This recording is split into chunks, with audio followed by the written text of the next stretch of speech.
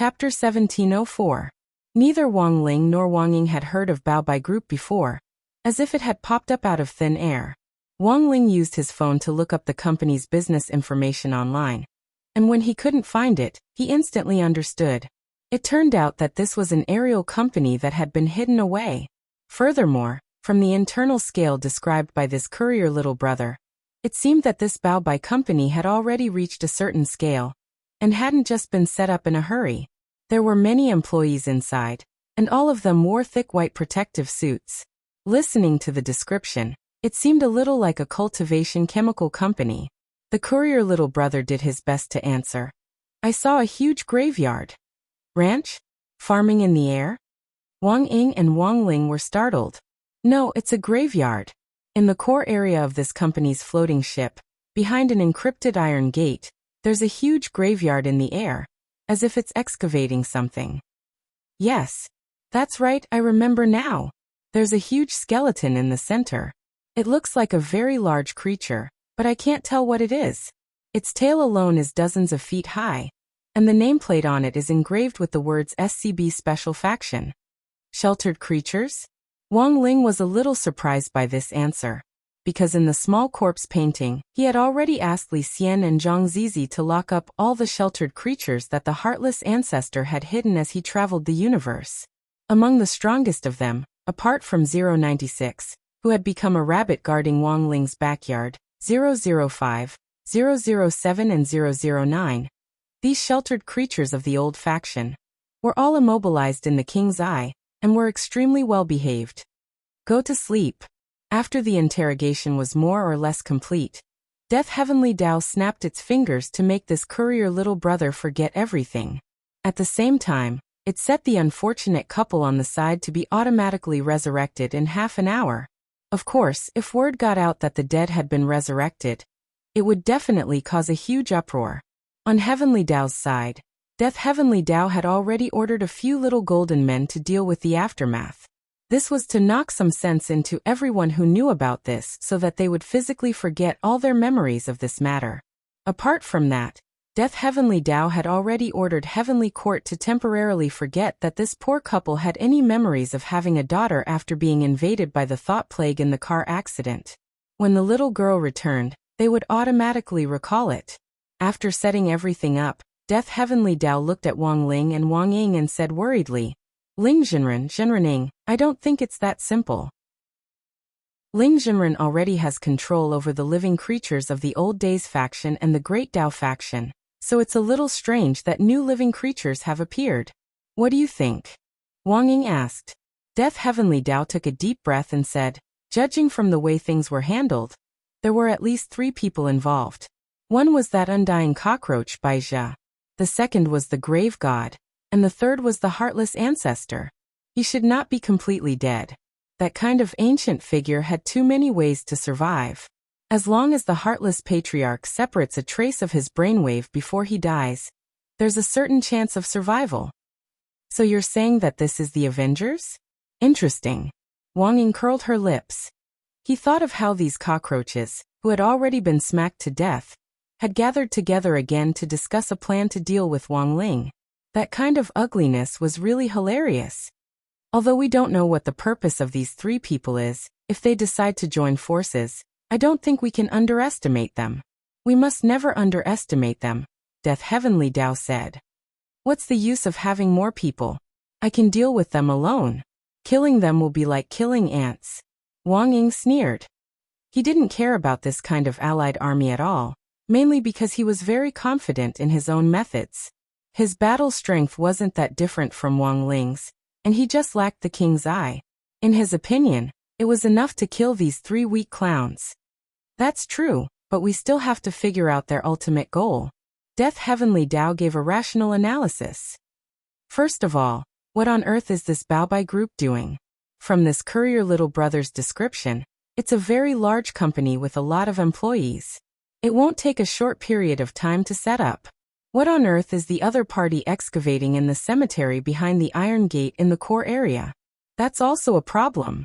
Second, what on earth is the special faction that they currently have in their hands? I think the key is to find this special faction's host. Death Heavenly Dao's analysis was clear and logical, and Wang Ling naturally agreed with the questions it had raised above. It was just that Death Heavenly Dao's analysis of these Avengers behind the scenes was beyond his expectations. That Baizha, Wang Ling had erased all the world lines, but he actually still existed.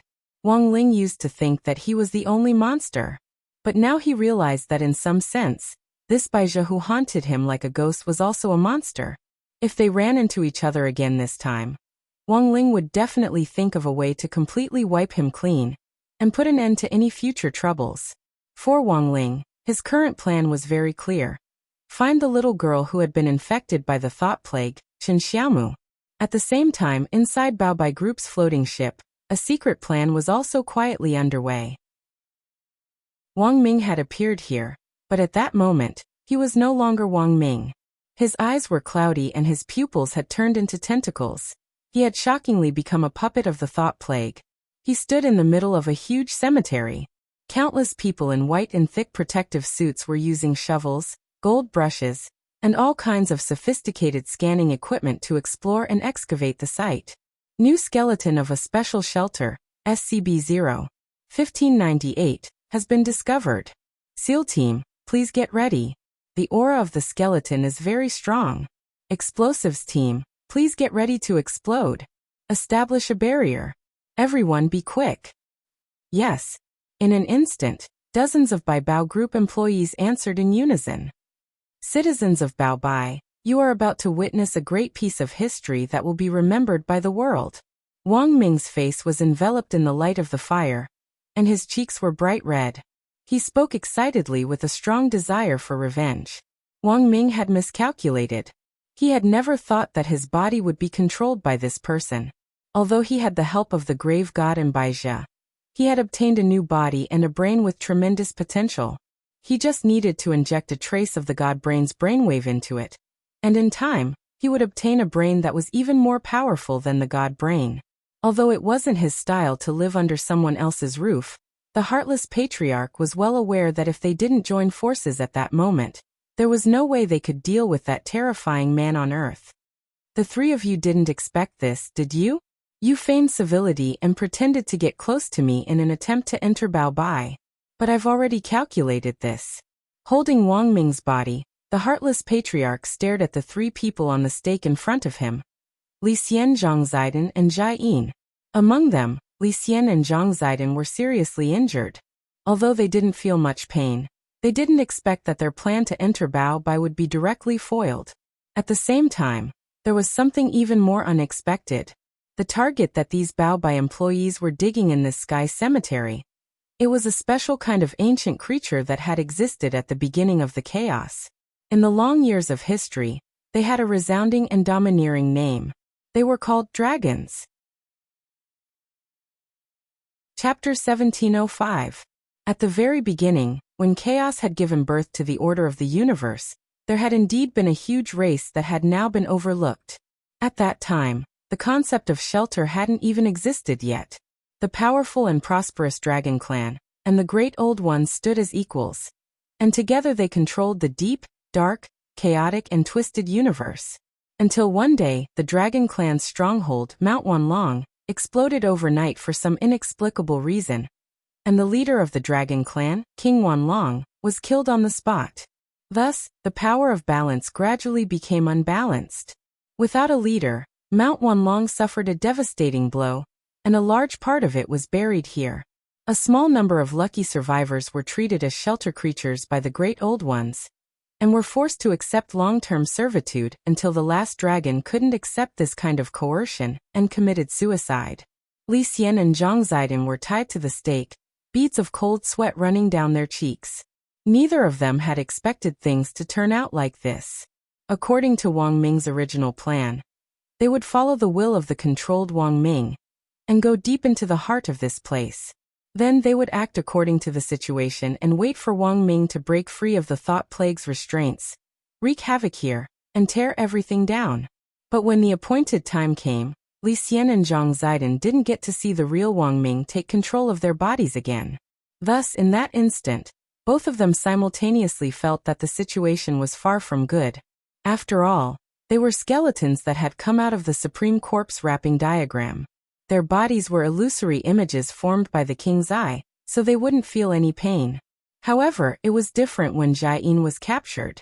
If the land they were standing on had really been Mount Wanlong back then, and was now known as the Dragon Graveyard, then there would definitely be a lot of dragon bones buried here. Although these dragons were already dead, their dragon breaths still lingered. Given Jai-yin's physique, there was no way she could stay here for too long. Thus, they had to think of a way to get out. But if they left, Wang Ming, who had yet to take control of his body, would be isolated and helpless. It was a dilemma. Although they weren't in good shape right now, both of them thought that if they worked together, it wouldn't be a problem for them to escape with Jai-in and Wang Ming. But now, the development of the situation had far exceeded their expectations. The people from Baobai Group were excavating the skeletons beneath the dragon graveyard. Although he didn't know what their goal was, this was a matter of great importance, and wasn't something the two of them could handle. Right now, Jai-in would be in more danger with every second she stayed here. Tied to the stake, Li Xian and Zhang Zide tacitly agreed that they could not wait any longer. The two of them looked at each other for a while. The next second, in the distance, a huge meteor shining with bright flames fell from the sky. A shadow that blotted out the sky and covered the earth in an instant. It was such a familiar operation. Those who had some understanding of it would know that it must have been done by Li Xian. There was a burst of panic at the scene. A giant meteorite is approaching. Missile team, prepare to intercept them. On the command deck, the members of the command team issued an order. A few projectiles shot out from Baobai Group's Dragon's Graveyard command post, heading straight for the gigantic meteorite artifact in the sky. The sound of a huge explosion was accompanied by powerful flames, instantly turning the sky red. Li Xian couldn't help curling his lips. It was nonsense to think that such an explosion could grind his meteorite to pieces. He hadn't randomly selected meteorites every time. This meteorite, for example, was an iron meteorite naturally formed from the heavy metals of the universe, and was indestructible. Unless the explosive power of a missile reached a certain level, it would be impossible for it to destroy his meteorite. Sir, it's very dangerous here. Please evacuate as soon as possible. At that moment, a Baobai staff member stepped forward and urged Wu Xian to leave quickly. There was basically no need for him to say anything more. If this meteorite were to fall down, Wu Xian would be able to calculate just how strong the impact would be. But his expression was calm as he stared at the meteorite that was about to hit the ground. Then he couldn't help laughing. Star Wanderer Li Xian. As expected, you live up to your name throughout the ages. He knew that this was all Li Xian's doing, but it wasn't that he didn't have any countermeasures. In the next second, a man holding a black umbrella, wearing a khaki trench coat, and sunglasses appeared behind Wu Xian. His appearance was very sudden, like a flash of lightning, and his whole body was covered with a kind of terrifying electric current. The man's deep voice came. Sir, what do you want me to do? Destroy it. But be careful not to damage the ground. Wu Xian said coldly. Hearing Wu Xian's words, the man behind him immediately nodded and said, yes. In the dragon graveyard, the dazzling flames from the sky were still accompanied by the meteorite that was falling at an extremely fast speed, emitting a chilling power. Facing the impending impact, all the Baobai staff members below were panic-stricken, except for Wu Xian, and the man in the khaki trench coat who suddenly appeared behind him. The man lifted his feet and walked forward slowly. His unhurried posture made people feel anxious. He put the black umbrella in his hand on his back, and took out a diamond glove from his trench coat. The moment the glove appeared, Li Xian and Zhang Zipei's eyes were attracted by the pocket watch at the same time, and then they revealed a look of disbelief. The strong power of chaos seeped out of the diamond glove, telling Li Xian and Zhang Zipei that this diamond glove was not ordinary. The concentration of chaos was at least 80%. The chaos ship rudder that the Wuxin ancestor had taken out earlier was already terrifying enough. And now there was a glove with at least 80% chaos concentration. Were these chaos objects with high concentrations so worthless now? Both of them stared at the man in the khaki trench coat in front of them, only to see the man put the diamond glove on his right hand unhurriedly, pretending to show it off and admire it for a while. To be able to control such a highly concentrated chaos object, the man's own combat strength had already explained everything. The power of chaos objects far exceeded that of world-defying magic artifacts, and with every 10% increase in the concentration of chaos, the stronger the backlash on the user's body. Therefore, unless one's combat strength had reached a certain level, one might be turned into ashes just by taking out a chaos object with 80% chaos concentration and holding it in one's hand for a while, let alone wearing it. The man in the khaki trench coat looked calm. At this moment, he finally turned his gaze to the huge meteorite in the sky that Li Xian had summoned and stretched out his right hand wearing the diamond glove. There was a snap. He snapped his fingers. Chapter 1706. At that moment, the immense power that erupted from the diamond gloves was eye-catching. The man snapped his fingers for the first time. The meteorite that was about to fall from the sky instantly exploded with a loud bang. It actually exploded on the spot, and cracks appeared on it. But the lethality of the diamond gloves was far more than that. The man snapped his fingers a second time, and the power increased exponentially. After the second snap, the interior of the meteorite instantly disintegrated, as if it had been annihilated by a powerful energy. The moment it was about to fall, it gradually shrank until it turned into flying ash. Li Xian and Zhang Zipi couldn't react for a moment. Supreme God Chaos Object. Indestructible Diamond Gloves, Sequence Level 3. Annihilation. They never expected to witness a chaos artifact with a concentration of more than 60%, which was classified as a Supreme God Chaos Artifact. When a chaos artifact's concentration exceeded 60%, the universe's chaos would automatically assign it to a sequence, which was equivalent to adding a layer of nomological laws. Take the Heartless Ancestors Chaos Ship as an example, which had reached Level 1, Transcending Mortality. Taking Wang Ling's Great Universe Chaos Millstone as an example, it was Level 3, Annihilation. Only chaos artifacts with a concentration of more than 60% would be assigned this sequence. Sequence Level 1. Transcending Mortality Sequence Level 2. Supreme God Sequence Level 3. Annihilation Sequence Level 4. Light Sequence Level 5. Creation. After being assigned to a sequence, it didn't have much to do with its specific concentration of chaos. The existence of a sequence itself was a symbol of a chaos artifact's development potential. At the same time, it was a symbol of a special ability. Rumor had it that a chaos artifact that had reached the annihilation level might have a concentration of more than 100% in the future, toward an even higher and more terrifying concentration. It could lock onto the object it wanted to annihilate, actively track it, and open up a chaos opening from within, achieving complete annihilation from the inside out. An annihilation sequence chaos artifact. Li Xian and Zhang Zipi were stupefied. Although the concentration of chaos in this diamond gloves wasn't as high as Wang Ling's Great Universe Millstone, they could clearly sense that this was an annihilation chaos artifact, and that it had reached Level 3. This person isn't an ordinary person either. He can withstand the backlash of a chaos artifact like this with such ease. Li Xian's heart trembled. This was what he was most afraid of. This man in a khaki windbreaker wore gloves expressionlessly and snapped his fingers. It was as if he didn't care about anything in the world. After dealing with Li Xian's meteorite, the next second, he focused his attention on Li Xian and Zhang Zipe and extended his hand. The diamond glove on his right hand rubbed his thumb and middle finger together, producing a slight friction, and the crisp sound of fingers snapping followed. Pa! And this time, his target was Li Xian. A powerful wave of primal chaos surged towards Li Xian's body. He felt that a hole had appeared in his body, from which an endless amount of primal chaos energy was being nurtured. Then with a bang, his chest exploded on the spot.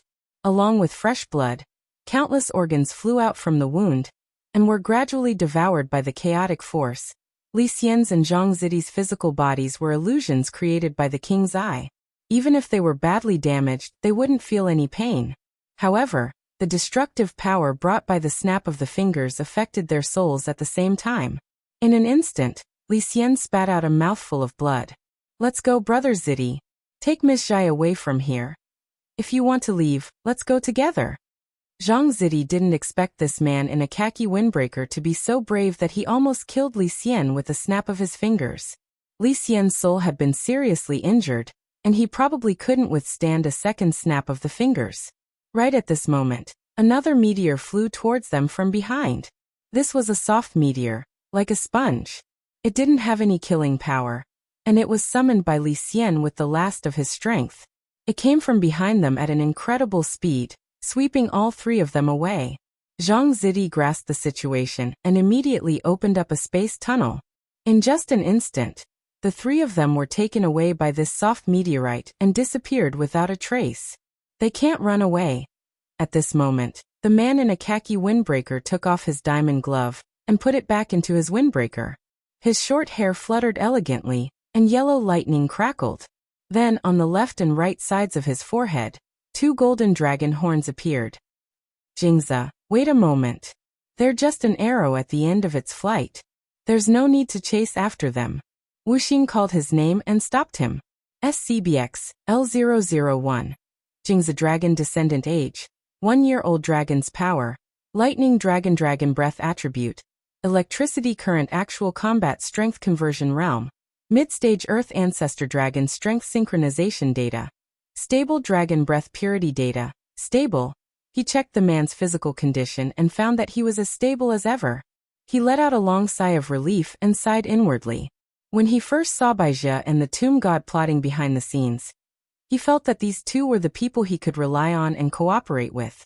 For the dragon clan that had already disappeared to be resurrected in such a way, turning them into humanoid dragon descendants that could control the power of the dragon clan. Moreover, they could completely listen to their commands. This matter was inconceivable to Wu Xian. But Baizhi and the tomb god had done it with their own strength. In the future, more intact dragon bones would be excavated from this dragon graveyard which floated in the air, and genes could be extracted from the remnants of the dragon breath in these bones to breed even more dragon descendants like this man called Jingzi in front of him. That dead fish-eyed teenager from Earth was too strong. Choosing to resurrect the dragons of the past to fight him was indeed the best choice at the moment. Currently, Baobai Group had 8 dragon descendants in the process of being synthesized, and 4 had succeeded. 2 of them were engaged in combat. Jingzi was the one who had been synthesized for the longest time, and was also the most stable. 1 year old for a dragon was equivalent to 1,000 years old for a human cultivator. There were many places where dragon descendants could be bred. After the synthesis and hatching were completed, the main thing was to speed up the breeding process in a custom-made space with the time difference between inside and outside. Jingzi, you have to remember that you are the first dragon descendant in this universe. As number 001, you are responsible for leading the dragon descendants after you to achieve the revival of the dragon race. Do you understand? Wuxin said in Wang Ming's body. Yes. Jingzi nodded. Very good. Now it's time to introduce you to SCBX, L002. Wuxin said. He had just received instructions from Baizhi to find Jingzi a partner. SCBX L002? Jingzi tilted his head. I don't think I want a partner. Hey, you won't say that when you see it. Patriarch Wuxin smiled. This is a girl who obtained the dragon strength of an exploding flame dragon. The combination of electricity and fire will multiply the lethality. If you work well together, no one in this world will be able to defeat you. Then, I'll assign you a mission to build tacit understanding. Kill someone. Sir, please tell me who you want to kill. Jingzi asked obediently. A monk. Wuxin smiled and replied. His Buddhist name is Golden Lamp. Chapter 1707. The key has been confirmed. Unlocking the specific containment space channel for SCB-L002. When the familiar electronic voice rang in Jingzi's ear, Wuxin took him to the specific containment space for SCB-L002. This was a special space that Baizhi had provided for all the noble dragon descendants. Each space was an independent core world, and didn't have the oppressive feeling of being comfortably cooped up in a cube container at all. Wuxin himself hadn't expected this kind of improvement. Back then, he had imprisoned those host creatures in those cube containers, but he hadn't expected that some of them would become even more brutal after being trapped inside. For Wuxin, the scene in front of him also made him reflect on the past. But no ordinary person would be able to spend so much money on a dragon descendant and an inner world. For a normal cultivator, the process of nurturing an intrinsic spirit field was full of hardships and obstacles. Expanding from an intrinsic spirit field to a big or small world, and then to a higher world, the passage of time was bound to go through the vicissitudes of time, not to mention nurturing an inner space to the level of a supreme world. It would take thousands or even tens of thousands of years to nurture an inner world. But now, Baizhi had given the core world to every dragon descendant for free, as if he was laying eggs. This kind of extravagance was truly shocking. This was a high-temperature inner world, and the core temperature in the deep regions was over 70 degrees C. Wang Ming's body was just a mortal, and it was impossible for him to withstand this kind of heat. Fortunately, Patriarch Wuxin was already prepared. He was wearing a modified defensive suit, which allowed him to walk unimpeded on this piece of land by relying on the black technology he had created. Next to him, Jingzi felt nothing the entire time. There was no way this kind of temperature could harm a dragon descendant who had already stabilized and was almost fully developed. The two of them approached the core area one after the other. In front of a huge flame explosion waterfall, lava at a temperature of over 10,000 degrees fell from above with a resounding roar. Wuxin, I've brought your partner with me. Look, I've also prepared your favorite thing, Wuxin said as he stood at the mouth of the slightly hot shore. Then he took out a special blue box from his storage space. The box exuded a frightening chill. Jingzi thought it might contain some magic weapon, but when he unbuttoned it and opened it, he was dumbfounded. Inside the box, there were all kinds of ice creams. There were colorful ice cream cones, sundaes with strawberry jam, and crystal-clear durian popsicles with alluring colors. These desserts were protected by special boxes and did not melt even in such a hot environment. No one knew if she was startled by Wu Xian's words or attracted by these desserts, but not long after, under the waterfall of exploding flames, a girl with light blonde hair finally revealed the upper half of her face. She tried to take a look, then gradually revealed her entire body. The girl named Yan Ruo was wearing a red lace dress and had an exquisite doll-like face. Jingzi was stunned when he saw her. Soon a string of data related to anorexia was synchronized to his smart goggles. SCBL-002, Anorexia Dragon Age, 7 months Dragon Power, Explosive Flame Dragon Breath Attribute, Fire Current Actual Combat Level, Early Stage Earth Ancestor Exclusive Dragon Chaos Weapon, Sky-Burning Chain Hammer. Chain Hammer? Jingzi was a little confused about the weapon used by Yan Ruo. He did not expect such a small girl to be able to wield a weapon that did not match her size and specifications at all. Like your diamond glove, Yan Ruo's Sky-Burning Chain Hammer is made from dragon bones that correspond to your dragon power and chaos. It is an exclusive chaos weapon for dragon descendants. The Dragon Descendant Chaos tool on each of you is unique. It has more potential than those that were born directly from chaos, Wuxin said. So, what is the level of her Dragon Descendant's chaos weapon? Well, the concentration of chaos is not as high as yours, only 61%, but it has reached Sequence 4. Sequence 4? Jingzi's calm face finally showed a look of surprise. The sequence level of the chaos weapon represented the future potential of the chaos weapon. He was originally very satisfied with his sequence 3 diamond glove, which was annihilation level. But after hearing the sequence level of the chaos weapon used by Yan Ruo, he instantly felt that his diamond glove was not as good. A dragon was more powerful than a dragon. But after thinking about it carefully, Jingzi did not feel that it was that unfair, because the diamond glove was not the only chaos weapon he had. In fact, he had a black umbrella that had not been used yet. So far, among all the dragon descendants, Jingzi was the only one who was born with a twin dragon descendant chaos device. This special characteristic was also one of the reasons why Baizhi and the others valued Jingzi so much. The baby-faced, light blonde girl in a little red dress looked up at Jingzi lazily, then squatted beside the blue box and began to eat the desserts. Ice cream was her favorite. Yan Ruo, I brought your partner here, Wu Xian said at this moment. Yenrua scooped a strawberry sundae in her mouth, but her expression was a little dissatisfied. But I want a guy that uses ice. She had already sent feedback to Baija several times, hoping to find a dragon with ice attributes as a partner, but this request had always been rejected. The main reason was that the attributes restrained each other. If they really combined, the lethality would be greatly reduced. Yenrua be good. If you follow Jingzhe, you can eat as much ice cream as you want in the future. He is very rich, Wu Xian said. Really? The girl looked at Jingzhe doubtfully. To be honest, she still did not have a good impression of this man in a khaki trench coat. But for the sake of an endless supply of ice cream, she could still endure this little bit. Finally she nodded. All right then. That's right, Yenrua. Wu Xian encouraged her.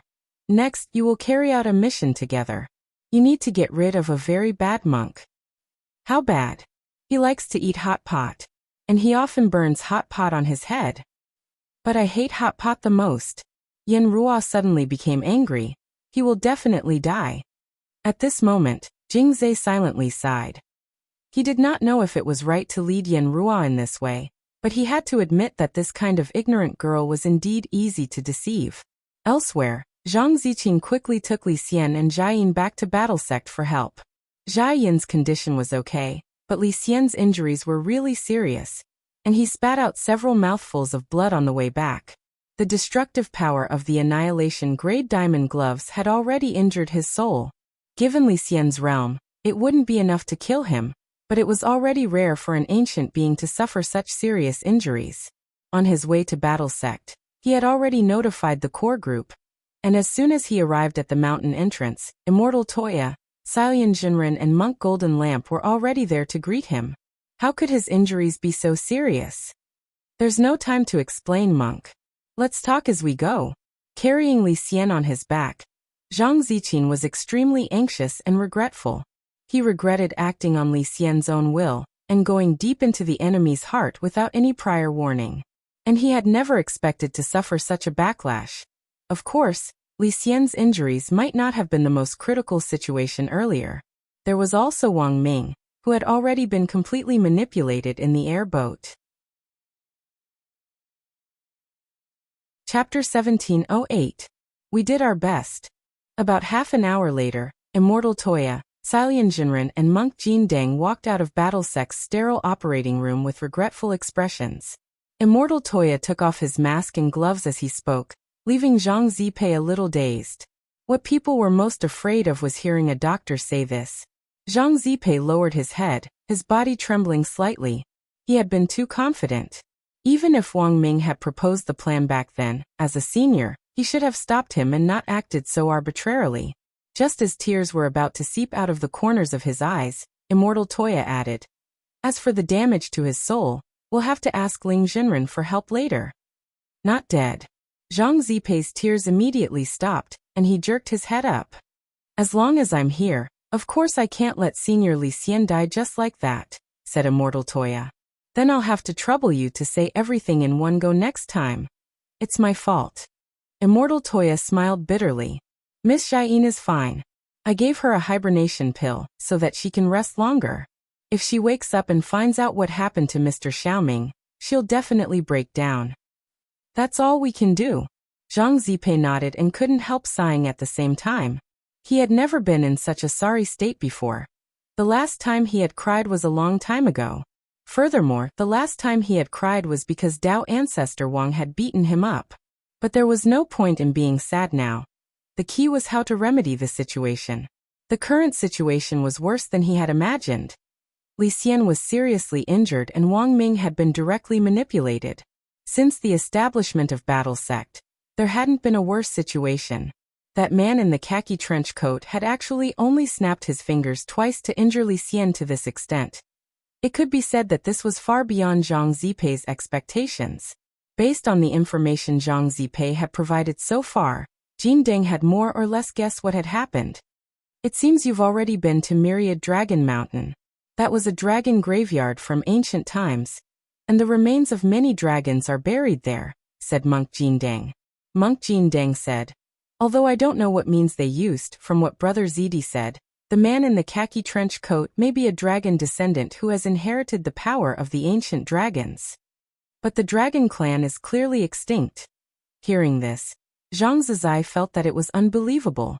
Even to many ancient beings like Zhang Zidong, the dragon race was an absolute legend. It was a powerful cosmic race that had once dominated an era with the Great Old Ones, but had perished before the Great Old Ones.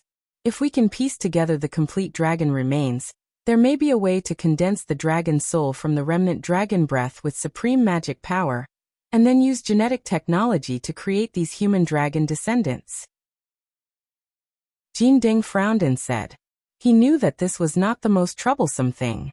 Although Zhang Ziqin had only met one of the dragon descendants, this matter had clearly been planned for a long time. The number of dragon descendants behind this was probably far more than this. Of course, the most troublesome problem was that the other party had a chaos weapon with more than 60% chaos concentration, and a powerful sequence. It wasn't difficult for Tyrant to guess that these powerful dragon descendant chaos tools were probably refined from dragon bones. It was equivalent to throwing one's natal magic treasure into the chaos, to refine it into a custom-made magic treasure. The strength of these magic treasures was much stronger than the magic treasures produced from the chaos. At this thought, Monk Jindeng couldn't help feeling a little afraid. The only thing he was glad about was that he had already helped Lotus Sun upgrade her Mysterious Sea to 9 cores in advance. With 9 cores of Mysterious Sea, even if these dragon descendants came looking for trouble, Lotus Sun would now be able to protect herself. At that moment, Jindeng pinched his fingers together to calculate, and the expression on his face was unprecedentedly serious. The world is going to change. He only said 4 words, and everyone present instantly fell silent. They felt an unprecedented pressure. We must report this matter to Ling Zhenren and Senior Immortal as soon as possible. Everyone must be on guard against a sneak attack by the dragon descendants. These words dissipated into the air along with Monk Jindeng's figure, which had turned into a cool breeze. Although he didn't say much, everyone knew that there was going to be a tough battle ahead. Boundless Buddhist Court. This was the Supreme World, which had been opened up by the first generation of the Supreme Buddhist Scriptures, and now it had been directly passed down to Monk Jindeng. At that moment he was sitting on a huge golden lotus platform. Endless 7-colored Buddhist light pierced through the auspicious clouds above, and enveloped the land.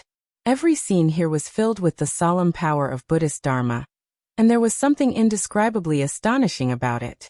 Behind Monk Jindeng was a golden Sakyamuni Dharma idol that was thousands of meters tall, which was also one of the most solemn symbols of Boundless Buddhist Court.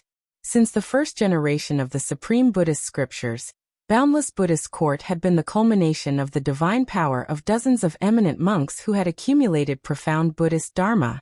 Jindeng hadn't wanted to disturb this pure Buddhist land at first, but the situation was urgent, and he had no choice but to come here to guard against it. He had long since guessed that he had been targeted by the dragon descendants, so he had come here early to prepare for battle. It was just that the situation in front of him was beyond his expectations, because there were actually 2 dragon descendants here. When the 7-colored auspicious clouds in the sky were blasted out of a black hole by an extremely powerful dragon breath, he took a deep breath, knowing that the battle was about to begin. It hadn't been a long time since he came to Boundless Buddhist Court, but these 2 dragon descendants could actually penetrate the layers of the void, and directly enter the supreme world of others without fear. Such combat power was really frightening. Yen? Be careful. This monk is not a simple character. Jingzhe was still wearing that trench coat, and carrying a black umbrella on his back. From afar, the 2 looked very much like a pair of father and daughter, with the most adorable height difference. Monk Jindeng opened his eyes. To him, the dragon clan was just a legendary existence. Even for him, it was the first time he had felt such a giant dragon power, so he didn't dare to slack off. After these 2 dragon descendants landed in Boundless Buddhist Court, although they didn't do anything except hold hands and say a few words, Jindeng had already sensed great danger from them. He could even see the giant dragon Dharma behind the 2 of them. It was a gigantic orange-yellow giant dragon that was tens of thousands of meters long, and its entire body was crackling with lightning. There was also a slightly smaller flame dragon that was spitting lava from its mouth, and its entire body was crimson like the Great Wall as it twisted its body in the air. The two dragons met, and under the interweaving of lightning and fire, there was a powerful momentum that could dominate the world and look down on the universe. "You're that monk who likes to eat hot pot." At this moment, Yen opened her mouth, and her soft and cute voice formed a sharp contrast with the powerful Dharma behind her. There was a strong sense of contrast. She stared at Jin Deng, and after stuffing all the ice cream in her hand into her mouth, a murderous intent instantly surged in her eyes. "Then are you ready to die?" The next moment, there was a buzzing sound. She broke free from Jing Zhe's hand and leaped out. Her speed was unbelievably fast, and her agile body dragged a long trail of fire as she attacked from afar. She didn't hold back at all, and the moment she got close to Jin Deng, her arm had already turned into a giant dragon claw, slashing at Jin Deng's heart. Chapter 1709. Boom. Suddenly, the infinite Buddhist court trembled, the earth quaked, and the mountains swayed. The golden Buddha's aura that shrouded this supreme world was impacted by the crimson dragon breath, and the colorful auspicious clouds in the sky instantly dispersed. Jin Deng was secretly shocked. She was just a descendant of a dragon synthesized from the genes of a giant dragon, and the power she possessed was far less than the real power of a giant dragon in the early immemorial era. However, the power she could erupt with could reach such a level, which inevitably made Jin Deng feel surprised. The dragon claw solidly hit a layer of eggshell-shaped protective Buddha's aura. The little girl with a baby face did not penetrate Jin Deng's armor, but still left the mark of her dragon ball on the protective Buddha's aura. Crack! The protective Buddha's aura quickly cracked along the dragon claw mark. The descendant of the dragon in front of him was clearly in his supreme world, but she was still unaffected by the suppression of the power of the world, and could erupt with such power, which was really terrifying. No wonder Li Xian was seriously injured. Moreover, Jin Deng could see that Yan's fighting strength was actually not as good as the man in the khaki trench coat who was standing behind her and watching from a distance. It was this man who injured Li Xian. This was the first time Jin Deng had fought with a dragon. Although the two descendants of the dragon in front of him could not be called a real giant dragon, the significance and value of this battle was undoubtedly huge in the monk's view.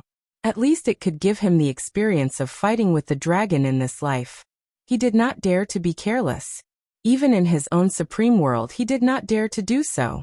The early immemorial era was the era when the dragon race was in its heyday, and its resounding name had been passed down from ancient times to the present. If it had not been for unknown reasons suffering a disaster, if the giant dragons of the myriad dragon mountain had taken action, they could have beaten the leaders of the outer gods among the old rulers. Then it's time for this poor monk to make his move. Buzz. The Buddha's aura steamed and gushed out from every pore of Jin Deng's body. Vaguely, the golden statue of Gautama Buddha behind him also soared. All the scenes in the infinite Buddhist court that had been disturbed by the dragon breath were restored, and the original magnificence was restored.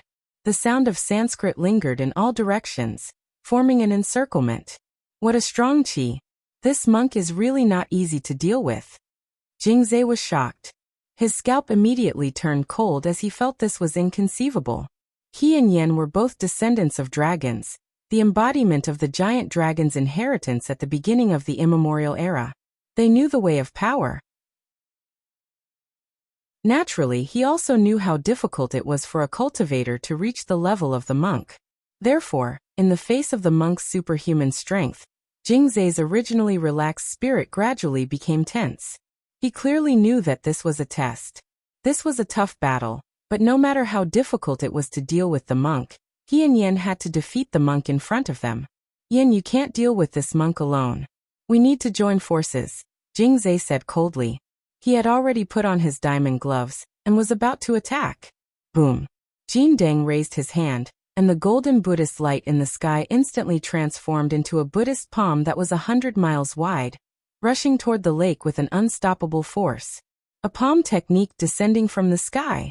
Jingzhe frowned. The monk's movements were too fast. Just by sitting there, he was able to use the golden Buddha light that filled the sky of the boundless Buddhist court. A precise long-range attack. This was the performance of using the Supreme World to the extreme. It could be said that at this time, the monk and the Supreme World were inseparable. The two were one and could be used by each other. Yen took a deep breath and puffed up her little belly. Then, with a whooshing sound, a long dragon-shaped fire pillar gushed out of her mouth. This time, the pillar of fire accurately hit monk Jindeng's body. However, at the moment when the flames burned the monk, his body instantly turned illusory, turning into a seven-colored cloud and fading away. After the flames disappeared, the part of his body that had disappeared returned to his original body. This is illusory and real coexist. In the distance, Jingzhe broke away from the palm technique descending from the sky, turned into lightning, and quickly brought Yen back to his side. He couldn't let Yen do this kind of useless work anymore. Every step from now on had to be done carefully. This monk was not easy to deal with, and it was useless to just bite the bullet. Although the dragon's spiritual power was as vast as the sea, it was not inexhaustible. After all, one was only 1 year old, and the other was only 7 months old. Jingzhe didn't have the confidence to compete with the monk with profound cultivation. Compared with Jindeng, the dragon's only advantage was their bloodline. It could be seen that Jingzhe was very cautious. Even though he was very strong, he didn't act rashly. He's not easy to deal with. Jindeng opened his eyes, and the word swastika appeared in his pupils. It had been a long time since he had used the swastika. The last time he had opened his eyes was to peek into Wang Ling's universe, but in the end, he had only seen a trace of its outline before he had been blinded in one eye. Fortunately, he had later comprehended the 3 great Buddha fires of the past, present and future, and had used the power of the Buddha fire to repair the broken swastika. Now that he had used the swastika again, he would be dealing with 2 dragon descendants. He had enough confidence. This time his swastika wouldn't be scrapped. Swish. Taking the descendant of Yen with him, Jingzhe left afterimages on the spot. When he steadied himself, he sensed the monk's terrifying swastika eye power from a distance. Yen, listen to me.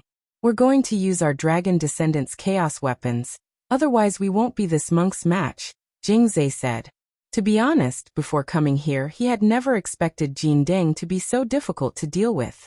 But now that Jindeng had used the swastika, Jingzhe instantly recognized the truth. There was no way they could defeat this monk with their current battle strength. They could only use the dragon descendants' chaos weapons and look for an opportunity. Swoosh. At that moment, a powerful golden light seeped out of the swastika, and with an aura that could purify everything, it pounced on Jingzhe and Yen. Hello everyone, we'll find gold and coin red envelopes every day on our official account. You can receive them as long as you follow us. This is the last benefit at the end of the year. Please seize this opportunity. Official account then. Jingzhe saw the swastika in the monk's pupils spin, and dozens of golden objects were summoned in a flash. They hovered around him. These golden objects were identical in shape and emitted golden light. Each of them was carved with a different pattern of a Buddha's head. Some had benevolent faces, some looked fierce, some looked gentle, and some looked furious. These were 88 Sarira Vajra scepters, refined from the most sacred Buddhist relics of past generations. At that moment, all 88 Vajra scepters appeared behind Jindeng. The scepter had spun and aimed at Jingzhe and Yen. In an instant, a Buddhist hall seemed to appear behind Jindeng. Countless Buddhas and Bodhisattvas appeared. It was so shocking that it was indescribable. What kind of formidable power was this? It was hard for Jingzhe to imagine that a mortal could cultivate to such a level. And what made Jingzhe afraid the most was that the monk in front of him had attacked with all his strength without considering any backup plans. At that moment his gaze was fixed. The 88 Sarira Vajra scepters behind him shot at them like missiles. This monk. Jingzhe was speechless. He was speechless about Jindeng. Didn't they say that monks should be compassionate? It was all a lie. They were just 2 one-year-old and 7-month-old dragon descendants. How could 2 little dragonborn babies have any bad intentions? Chapter 1710. 88 Vajravajras were as powerful as missiles with explosive destructive power. They flew all over the sky and turned into golden streamers, dragging long air behind them. Jingzai knew that this was the purifying Buddha's light that came with the Vajra. If ordinary people touched it, they would immediately have the idea of becoming a Buddha and abandon all distracting thoughts. There was only peace and no war in their hearts. If there were only one or a few Vajras, he and Yin Ruo might be able to deal with it. However, the power of the purifying Buddha's light was greatly multiplied by 88 Vajras. If they were hit, the result would be hard to say. These Vajra scepters were all refined from the holy sariras of past Buddhist paragon sages. They were imbued with extraordinary powers and had extraordinary effects. Purifying Buddhist light was also the base of every Buddhist spell. After all, Buddhists emphasized compassion. The existence of purifying Buddhist light was to wear down one's will to fight, so that one would be shrouded in Buddhist light until one had no temper to speak of. Of course, Jingzai would not let the golden lamp do as it wished. He guarded Yin Ruo cautiously behind him and quickly locked his aura on the Vajra flying in front of him. Devouring heavenly stars! Jingzai shouted. With a snap, a familiar finger snap came from the diamond glove on Jingzai's hand. He locked his aura on multiple Vajra flying toward him at the same time, and snapped his fingers to detonate them. Stars suddenly appeared in the void, and then there was a loud explosion. A chaotic aura was generated from inside the Vajra and then directly exploded, blowing up more than a dozen Vajra on the spot. However, there were too many Vajra. Jingzai was unable to clear all the Vajra in a short time when they took turns to cover each other. Monk's face was as calm as an ancient well, and his eyes fell lightly on the diamond glove on Jingzai's hand. The exclusive dragon descendant chaos device was indeed extraordinary. If it weren't for the number advantage on his side, his Vajra would have been neutralized with a few snaps of his fingers. This was the power of a third-level sequence, annihilation-grade chaos device. However, it was not completely without shortcomings. The diamond glove was unparalleled in power, but it could not attack in a wide range. It was a type of magic weapon for precise attacks. When Jingzai took out the diamond glove, Monk had been on guard. This was the glove that had sent Li Xian into the intensive care unit with 2 snaps of his fingers. It was impossible for him not to be on guard. In the case of precaution, the effect of the diamond gloves on the golden lamp was not that great, because he'd long since become one with the boundless Buddhist court. If they wanted to destroy him, they would have to destroy this supreme world as well. This supreme world called the Amateus Buddhist court was a pure land of bliss created by generations of Buddhist sages using their own cultivation. How could it be destroyed so easily? Jingzai felt that his diamond gloves were about to burst into flames. However, facing the 88 Vajra pestles that were about to attack him, even though he had already dealt with some of them, the efficiency of using the diamond gloves to deal with them was too low. At this moment, he felt the earth and mountains behind him shaking. The depths of this golden pure land of ultimate bliss began to riot, and the sound of a huge flood could be heard. Endless boiling lava overflowed from the surface and poured out in torrents. "Monk, don't bully him," Yin Ruo shouted.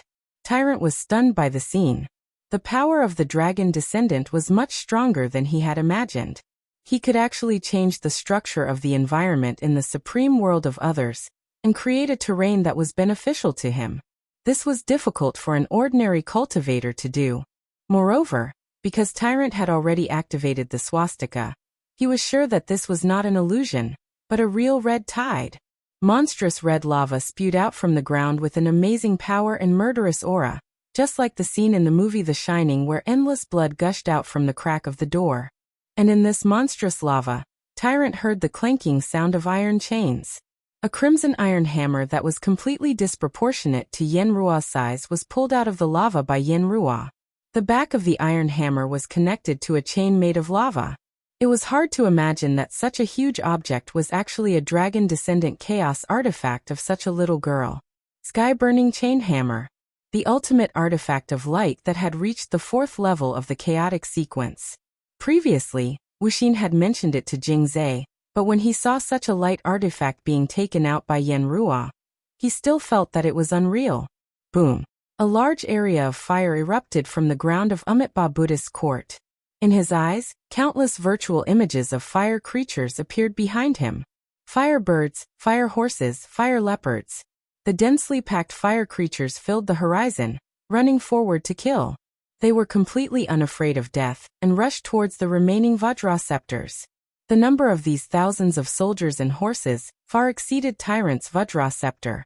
In an instant, an area of Amitabha Buddhist court turned into a sea of fire. The purification light of the Vajraceptor was limited to competing with these fire creatures before it even got close to its destination. The power of purification turned these magma creatures summoned by the sky-burning chain hammer into bubbles and steam. However, there were too many of these creatures. While Tyrant's Vajraceptor was delayed, Jing Zai's finger snapping didn't stop. Not long after, all 88 Vajraceptors were destroyed. It's a chaos artifact of the light sequence. This sky-burning chain hammer was beyond Tyrant's expectations. He never expected that this seemingly weak little girl would have such a chaos artifact that had reached the 4th level. Boom. Several gorillas burning with flames rushed over. They could be as tall as 10 feet. Their bodies were agile, and they attacked from behind in an attempt to sneak attack Tyrant. Jin Deng didn't even look at them. He just silently chanted Buddhist scriptures with his palms together. A golden light spread out in all directions from the lotus he was sitting on. In an instant, these flame gorillas were shaken to ashes. At the same time, this was also Tyrant's clearing of the area, trying to restore order to the supreme world. A large area of the sea of fire dissipated, but there was still a small area burning with flames. This surprised Tyrant. He had never seen a chaos artifact of the light sequence. Now that he saw it in the hands of a dragon, he was at a loss. It could only be said that the chaos artifact of the light sequence was too domineering. It was like a ray of light that couldn't be dispersed. As long as it shone on a part of the world, it would never dissipate.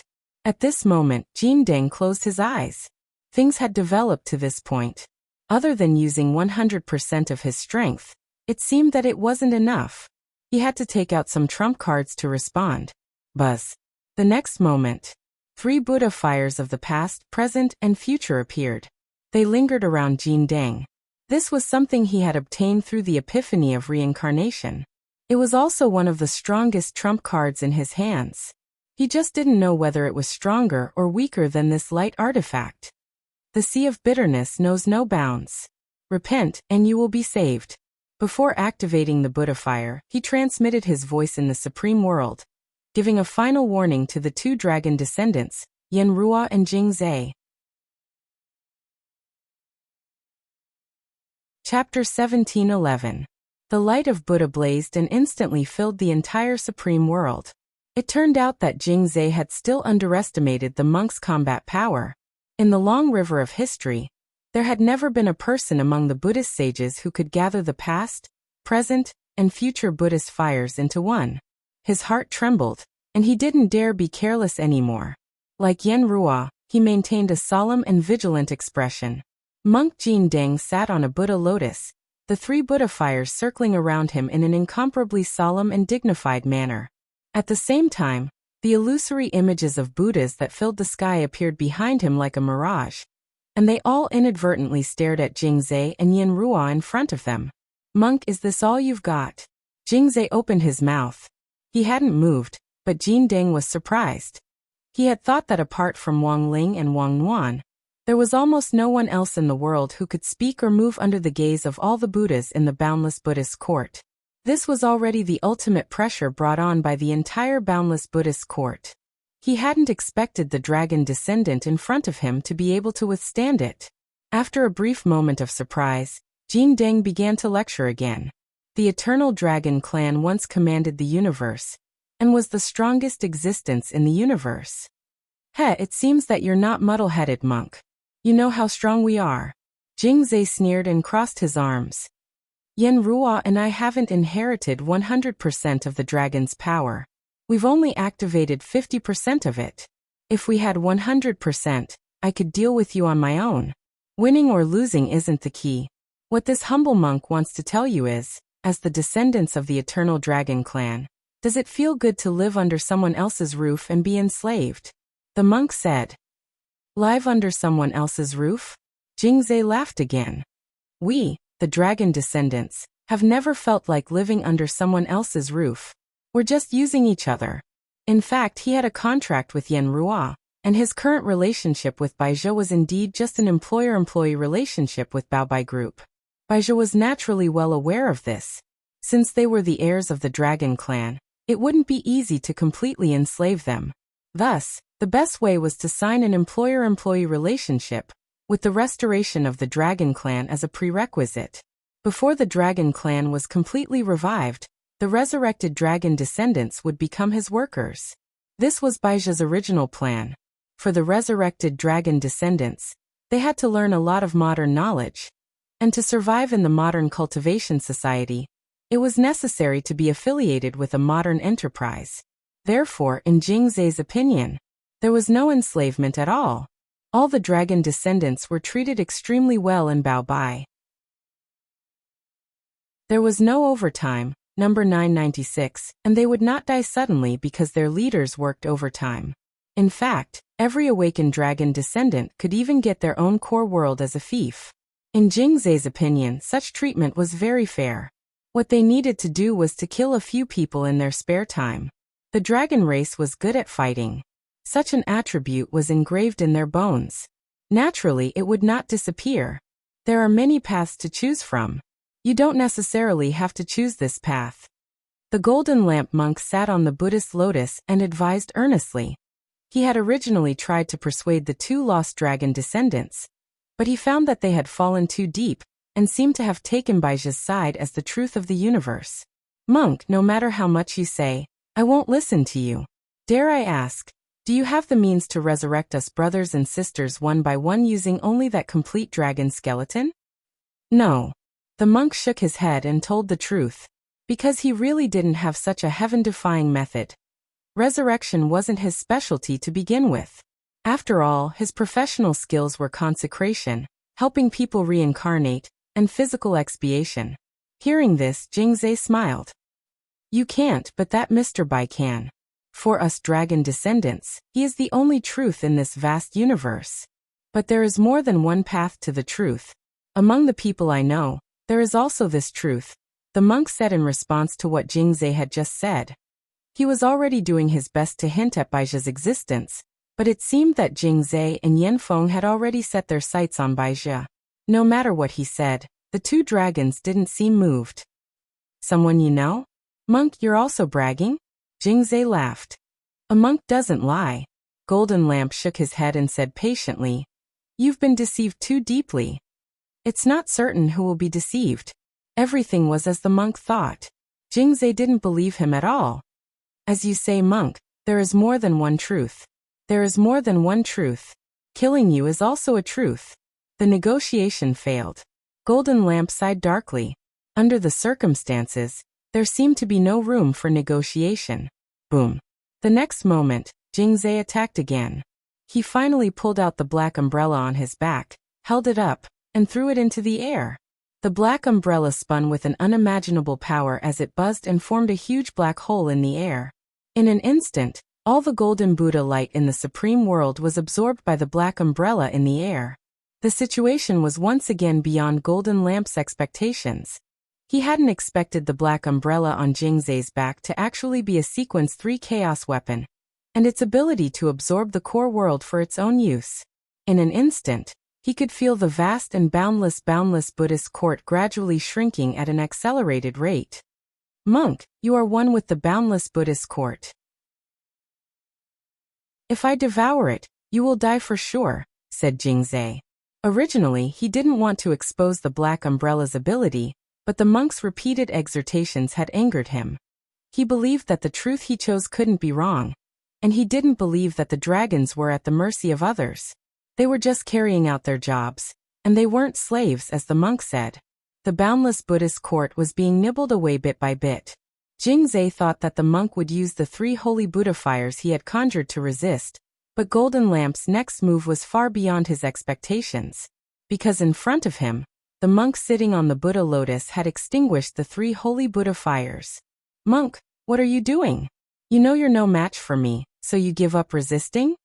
Faced with Golden Lamp's choice, Jingzai was extremely puzzled. He tried to provoke the Golden Lamp, but the monk was still as calm as before. Monk Golden Lamp put his palms together and said in a flat tone, "In ancient times, there was a Buddha who cut his flesh to feed the eagle. What's my boundless Buddhist court? If this penniless monk's death can allow the two of you to find the true truth, then this penniless monk can die without regrets. Monk, resist for me. Resist. I don't want you to lose to me like this. You're humiliating me," roared Jingzai. But once the God-devouring umbrella was opened, even he couldn't stop it. Seeing the boundless Buddhist court gradually being nibbled away, Jingzai felt very uncomfortable. He had wanted a fierce battle to gain experience, but seeing Golden Lamp not resist at the end of the battle and let him nibble away at it, this was a great humiliation for the warlike dragon clan. An unprecedented humiliation. At the last moment before the boundless Buddhist court was nibbled away by the God-devouring umbrella, Monk Golden Lamp looked up and told Jingzai one last thing. "My ancestral king token will give you the answer." A Buddha called Wang Ling? Hearing this, Jingzai was instantly stunned. Chapter 17:12. The moment Monk Golden Lamp's aura disappeared, Wang Ling, Wang Ying and Death Heavenly Tao sensed it almost at the same time. This fearless spirit of sacrificing oneself to save the world was in line with the monk's usual style. It was just that Wang Ling was a little displeased that he had thrown this mess back at him. He hadn't killed these two dragon descendants, and had instead chosen to be swallowed up by the God-devouring umbrella, because he wanted them to understand the importance of freedom, and not willingly take on the identity of a dragon as a willing laborer for a shady villain. As for Jingzai and Yan, Wang Ling himself wasn't very sure whether they would be able to comprehend it in the end. The only thing he knew was that if these two dragons ended up coming for him, given that he didn't know when to hold back, they would probably die. Monk Golden Lamp's situation is more complicated. "He probably isn't completely dead but on his deathbed," said Death Heavenly Tao. Wang Ling, Wang Ying and Death Heavenly Tao had received a lot of information from Monk Golden Lamp. "On his deathbed? Does that mean he's not completely dead?" asked Wang Ying. That Sequence 3 God-devouring umbrella has the ability to swallow the inner world and make it its own. But for some reason, that dragon called Jingzai only swallowed Monk Golden Lamp's inner world, and hasn't digested it yet," said Death Heavenly Tao. "That is to say, if he hasn't digested it, as long as he breaks that black umbrella, the undigested inner world will automatically be released, and the monk will be able to come back with it, right?" said Wang Ying. "In theory, yes." Death Heavenly Tao nodded, but there was a worried expression on his face. These two dragon descendants are very strong. Even if Monk Golden Lamp didn't give up resisting in the end, it would still be a bitter fight. If even the monk is in such a state, if anyone else were to run into him, they would definitely be dead meat. "I don't think there's any need to be so pessimistic.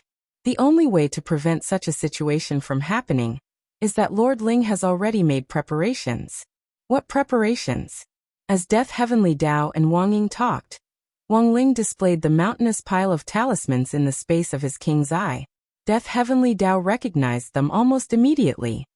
Death substitute talismans? He remembered that his brother had been forced to draw the survival Heavenly Tao in order to save Lotus Sun last time. Fortunately, Lotus Sun had been quickly rescued and hadn't been affected by the power of the curse. But there were still more than 7 million extra death substitute talismans, which were now piled up like a mountain in his king's eye. If he sold it, he would become the richest person in the world. So Ling Zhenren means. That's right.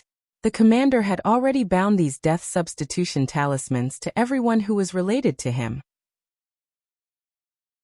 Make sure that they are not affected by this incident. Wang Ying laughed. If these resurrected people know nothing about my lord's ability, there will be an additional memory erasure effect, and they will forget their memories of the period before and after their death. I will pretend that nothing happened. More than 7 million death substitute talismans. Death Heavenly Tao face-bombed and couldn't help but laugh out loud. He was a professional Heavenly Tao. You never smile. Unless he couldn't help it. But this was really too funny. More than 7 million lives. Even if these two dragon descendants were strong enough to turn people into ashes with one slap, Wouldn't they still curse when faced with people who were continuously resurrected and reassembled by the death substitute talismans? Furthermore, while these death substitute talismans had been created by survival heavenly Tao, Wang Ling had in fact enchanted the materials used to make the talismans, and had enchanted them again after the death substitute talismans were completed. The death substitute talismans could resurrect whoever they wanted, and they were unstoppable. No matter what method the other party used, they couldn't be interrupted. Elsewhere, the demon-revealing mirror trio of Loopy Toad, Xiang Yi and Qinzong also received the message that the monk had gone to between the dying. Can this really make those two dragon babies wake up? Xiang Yi expressed his doubts about Golden Lamp Monk's method. Maybe it will work, said Qinzong. After all, among the ancient ones, excluding Dao ancestor Wang, apart from Peng Shiren, Monk Golden Lamp was the most experienced. There had to be a reason why Monk Golden Lamp had chosen to do this. But what he was more worried about was the crazy retaliation of these two dragon descendants later on. This race was innately belligerent, and the monk's action was a disgrace to them. Actually, I'm not afraid of fighting. What I'm afraid of is that they won't come. The death substitute talismans on Lord Ling's side are already ready. There are more than one. 7 million of them. Loopy Toad replied confidently. It had also received news about the deployment of the death substitute talismans, which gave it a lot of confidence. At the very least, it could do whatever it wanted in the upcoming operation without risking its life. Ha ha ha, as expected of Ling Jinren, that's how he does things. Qinzong laughed. At that moment, the three of them had already arrived at the ground floor of Lu Weiji's staff apartment, where Gu Xuanji lived. They had come to verify Gu Xuanji's identity, and they all had a vague, ominous feeling about this.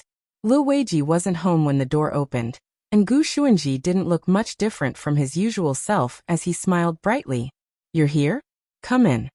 It was impossible to see any difference on the outside. But even without the beauty mirror, Qinzong could already sense that something was wrong. He felt that there was something wrong with Gu Xuanji. It was an indescribable feeling, which could also be said to be Qinzong's sixth sense. When he quickly took out the beauty mirror and held it in front of Gu Xuanji's face in the mirror almost instantly twisted. Good heavens, it really isn't. Qinzong cried out in alarm. At the same time, the thought plague in Gu Xuanji's body also swiftly pushed Qinzong away. Damn it! He hadn't expected to be discovered even though he had been hiding so well. He hadn't even warmed this body yet.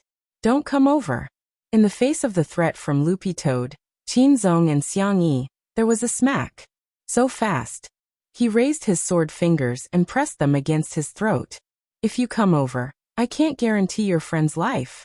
He made this threat. However, Loopy Toad, Qinzong and Xiang Yi all had cold expressions on their faces. Two people and one dog looked at each other. Then Xiang Yi took out a 9-yang divine sword, which was a pistol, from his waist, and fired a shot at Gu Xuanji's head. In a flash, Gu Xuanji's brain and blood splattered, and he lay in a pool of blood. The thought plague that had invaded Gu Xuanji's body would never have thought that this bunch of people would actually be so heartless to their friend. When the host's body died, the host would naturally wither away at an extremely fast speed. In fact, not long after the thought plague completely withered away, the tissue fluid flowing on the ground returned to Gu Xuanji's head at a speed visible to the naked eye. This was the correct way to use the death substitute talisman. Gu Xuanji frowned. Lying on the ground, he felt a slight headache. He rubbed his head and got up. This time, it was the real Gu Xuanji. He felt like he had just had a nightmare. It felt like someone had shot him in the head. Chapter 1713. I didn't expect Brother Xiang Yi's 9-yang divine sword to actually have a pistol version. Qinzong clicked his tongue in wonder. Times have changed, we always have to prepare more. Xiang Yi wiped the 9-yang divine sword, pistol version, in his hand and smiled.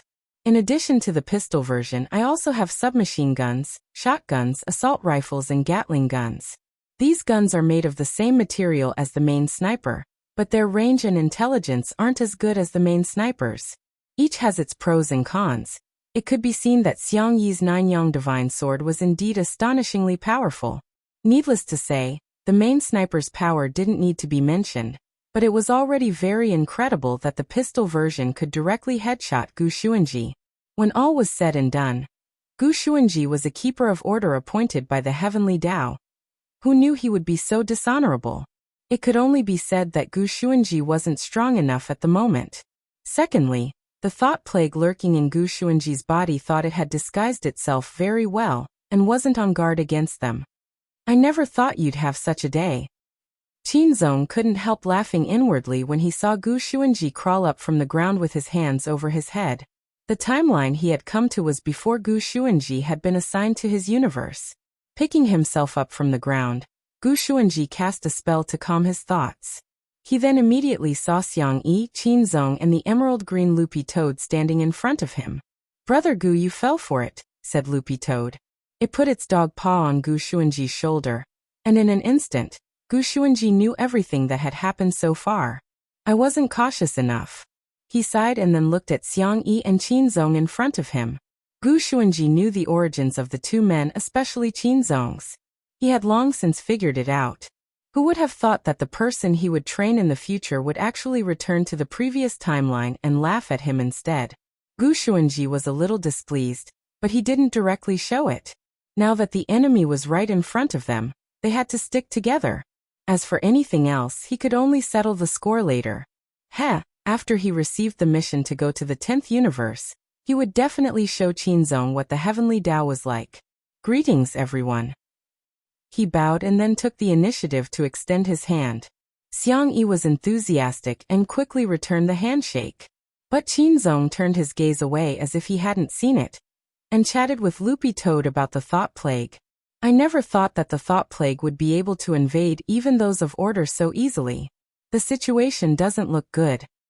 The corners of Gu Xuanji's mouth twitched when he heard this, and he withdrew the hand he had intended to shake Qinzong's.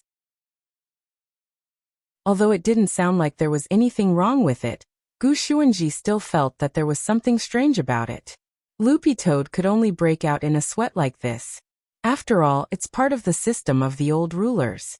It's not strange for an ancient creature to have this ability. Right now, the most important thing is to confirm their identities. Right now, the members are too scattered. If we check them one by one, we might not have enough time. After he finished speaking, the crowd fell silent. "I have an idea." At this moment, Gu Xuanji said, "It's just that it might be a little violent." Loopy Toad.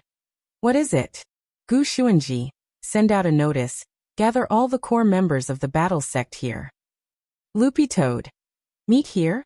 Gu Xuanji. "Then shoot them as soon as you enter." Qinzong. It had to be said that in Qinzong's opinion, this method was very much in line with Gu Xuanji's usual style.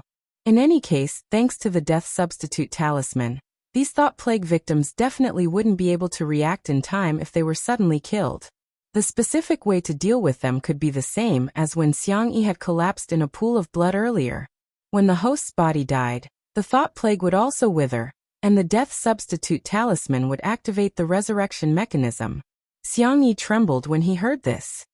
"So Senior Gu wants me to offend the entire battle sect on my own." He was just a guest official who had just joined the sect a few days ago, and he wanted to blow up everyone's heads. He wasn't a devil, Gu Xuanji. "Brother Xiang, you're wrong. Special times naturally require special treatment. I believe that the brothers of the other battle sect won't blame Brother Xiang when they learn about this. It's just a reset for each core member of the battle sect." Xiang Yi. He didn't know why, but no matter how he listened, it sounded a little unreliable at that moment. Loopy Toad seemed to think of something. "By the way, I remember that the nine-yang divine sword has the ability to automatically lock onto an enemy's head from a distance and blow it up?" Xiang Yi had a bad feeling. "Yes, we do. You just need to provide the relevant photos, Loopy Toad." "That's even better. If we use this method, we might as well directly blow up their heads from a distance. If we gather everyone and open the door to kill them, I think it might make them raise their guard. If one of them is invaded again, I'm afraid the plan will be directly exposed." "Do we really have to do that?" Xiang Yi was still a little scared. The situation is urgent. It's too inefficient to check them one by one. Loopy Toad sighed and floated in the air as it patted Xiang-Yi on the shoulder and said, I'll leave the rest to you, Brother Xiang. Xiang-Yi, but I need photos of them. Gu Xuanji immediately said. There are 1-inch and 2-inch ID photos of all the core members in the archive at the back of Battle Sect, including their profile. Loopy Toad nodded. Then I'll have to trouble you to prepare this assassination list. Xiang-Yi. Godlike's assassination list. Sure enough, he had told the truth.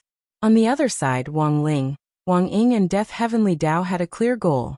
After ascertaining that they would distribute the remaining death substitute talismans to everyone in Battle Sect as insurance, they immediately set out to search for the little girl, Chen Xiaomu, who had been invaded by the thought plague. According to Wang Ling's judgment, the thought plague in Chen Xiaomu's body was most likely a parent, or a component that had an important connection with the parent. At the very least, it was the first wave that had been separated from the parent. If they could find Chen Xiaomu, they might be able to follow the clues and directly track the parent. Because he had resurrected Chen Xiaomu's parents earlier, Wang Ling took advantage of their inattentiveness to pluck out a strand of hair from each of them. Using the Great Blood Origin spell, Wang Ling compared the 2 strands of hair DNA, and then traced them. Very quickly, Chen Xiaomu's coordinates converged into a flashing red dot on the massive map of the universe in Wang Ling's mind, and it grew larger and larger. According to the information provided by the hospital, Chen Xiaomu had disappeared after being taken to the hospital, and no one knew where she had gone. Wang Ling thought that the thought plague which had invaded Chen Xiaomu's body would report the situation to Bao Bai Group. But the moment the coordinates in Wang Ling's mind gradually became clear, he suddenly froze. These coordinates, Wang Ling muttered in a low voice, and Death Heavenly Dao happened to hear him. Ling Jinren, what's wrong with these coordinates? On the side, Wang Ying, who was crossing his arms, also frowned. These coordinates are at Miss Rong's villa. But I don't understand. After it invaded Chen Xiaomu's body, what is it doing there? Chapter 17:14. It was still 8 o'clock in the evening on December 26th. 4 hours had passed since Jin Deng and Lotus Sun had returned to the real world after upgrading Mysterious Sea into a 9-core spirit sword in the Mountain of Backtrack. Too many things had happened in 4 hours. The appearance of the thought plague had enveloped all of Songhai City in a haze. Lotus Sun obediently stayed in her room with the 9 cores Mysterious Sea in her hand. Before long, the headmaid, Auntie Chiu, knocked on the door and entered with a tray. On the tray was a pot of freshly made hand-ground coffee, 2 cubes of sugar, and a cup of fresh milk. Miss, aren't you going out for a walk today? Auntie Chiu asked. Seeing Lotus Sun staying at home and looking out the window, she felt that something was off and couldn't help feeling worried. It's fine, Auntie Chiu. Lotus Sun smiled. Just leave the coffee on the table. I'll drink it later.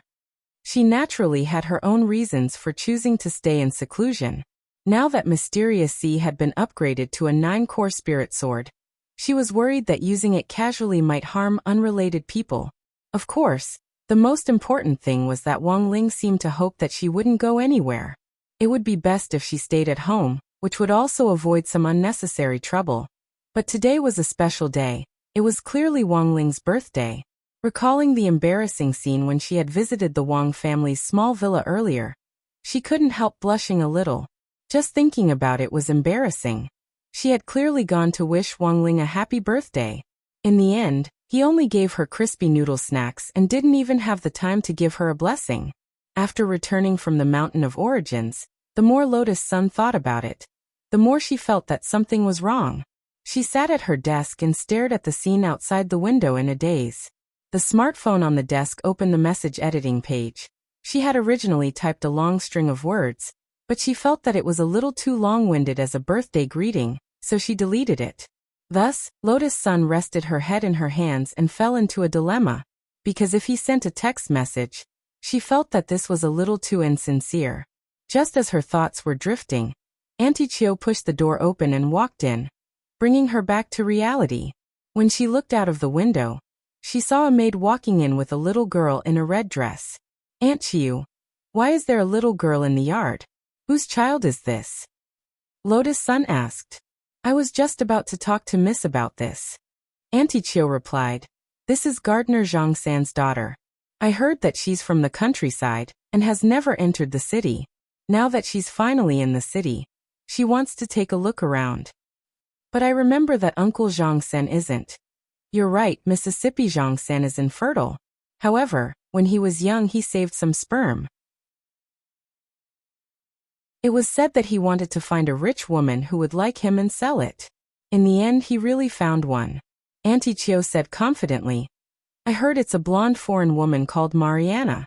His family owned a winery and was very rich. Through the big data comparison, we finally found Zhang San's sperm bank data. So this little girl is the daughter of that foreign woman called Mariana? Not really. The situation is more complicated. Auntie Chiu said. In order to maintain her figure, Mariana doesn't want to be a pregnant woman. So I found a surrogate. Surrogacy. But isn't this illegal? Yes, it's illegal. But isn't Zhang San a lawless madman? I heard that when the little girl was 7 months pregnant, Mariana didn't want her anymore and wanted to abort her no matter what. She felt that after the child was born, it would affect her career. Auntie Chiu sighed and said, so not long after the child was born, she was brought back to China and has always been taken care of by Zhang San and his parents. Speaking of which, she's a pitiful girl. After listening to the whole story, Lotus Sun was stunned. She didn't know why, but she felt that this story sounded a little familiar. It was very much like material extracted from the present world, and it was full of twists and turns and strangeness. It made people gasp in amazement, but also felt their worldview shatter. Finding a surrogate to give birth was illegal in the first place, and then suddenly going back on her word, and wanting to abort the child in the middle of the process left people speechless. Not only did she not intend to raise the child after it was born, but she also did everything she could to distance herself from it. This fully reflected the nature of a scumbag woman. Reality proved that scumbags didn't discriminate between men and women. The good and evil of human nature could never be divided by gender, let alone judged by thinking, because human nature was a pool of deep water, and you would never know how deep it was. By the way, why does Auntie Chiu know so much? Lotus Sun took a sip of her coffee and looked like she was watching a melon. That's right. The employees in our courtyard don't have any secrets. Besides, Zhang San said it himself. It's not that we're nosy. Auntie Chiu said, Miss Fengxing, will look after this little girl and won't disturb you. She'll be sent off in a few days. Okay. The truth was that Lotus Sun was still a little dazed, because this story was so bizarre and twisted. It sounded like it was true, but it also didn't feel like it was true. After the head maid left, she looked at the little girl who was running around in the yard. Suddenly, she started to imagine if she would have such a day too. What are you thinking about, Rongrong? At that moment, Sun Yinger popped her head out again and couldn't help laughing. Are you thinking about having a child with Wang Ling in the future? Before she could finish speaking, Lotus Sun covered her mouth tightly. What nonsense are you talking about? I'm not thinking about that. You don't mean it. Sun Yinger was overjoyed in her heart. She just loved seeing Lotus Sun so embarrassed that she wanted nothing more than to find a hole to hide in. Looking at Sun Yinger's smug expression, Lotus Sun couldn't help retorting. You're talking about me. Aren't you the same? You go out with presidenting every night. Who knows when you'll come back one day with a big belly? I'm not. Sun Yinger snorted. Who wants to have a child with him? He's a hooligan. Damn pervert. Lecher. Big asterisk asterisk asterisk. I'll never like him for the rest of my life. He's forcing me. Forcing me. There's no use in forcing my feelings. Besides, I'm not going to do anything with him. Lotus Sun hadn't expected Sun Yinger's reaction to be so big, and she shouted excitedly. Lotus Sun wanted to say something to calm Sun Yinger down a little, but in the next second, her voice abruptly stopped. Because Wang Ling, Wang Ying and Death Heavenly Dao had suddenly appeared in her room in a flash. At this moment, Wang Ying pinched Sun Yinger's chin and smiled coldly. You say it again?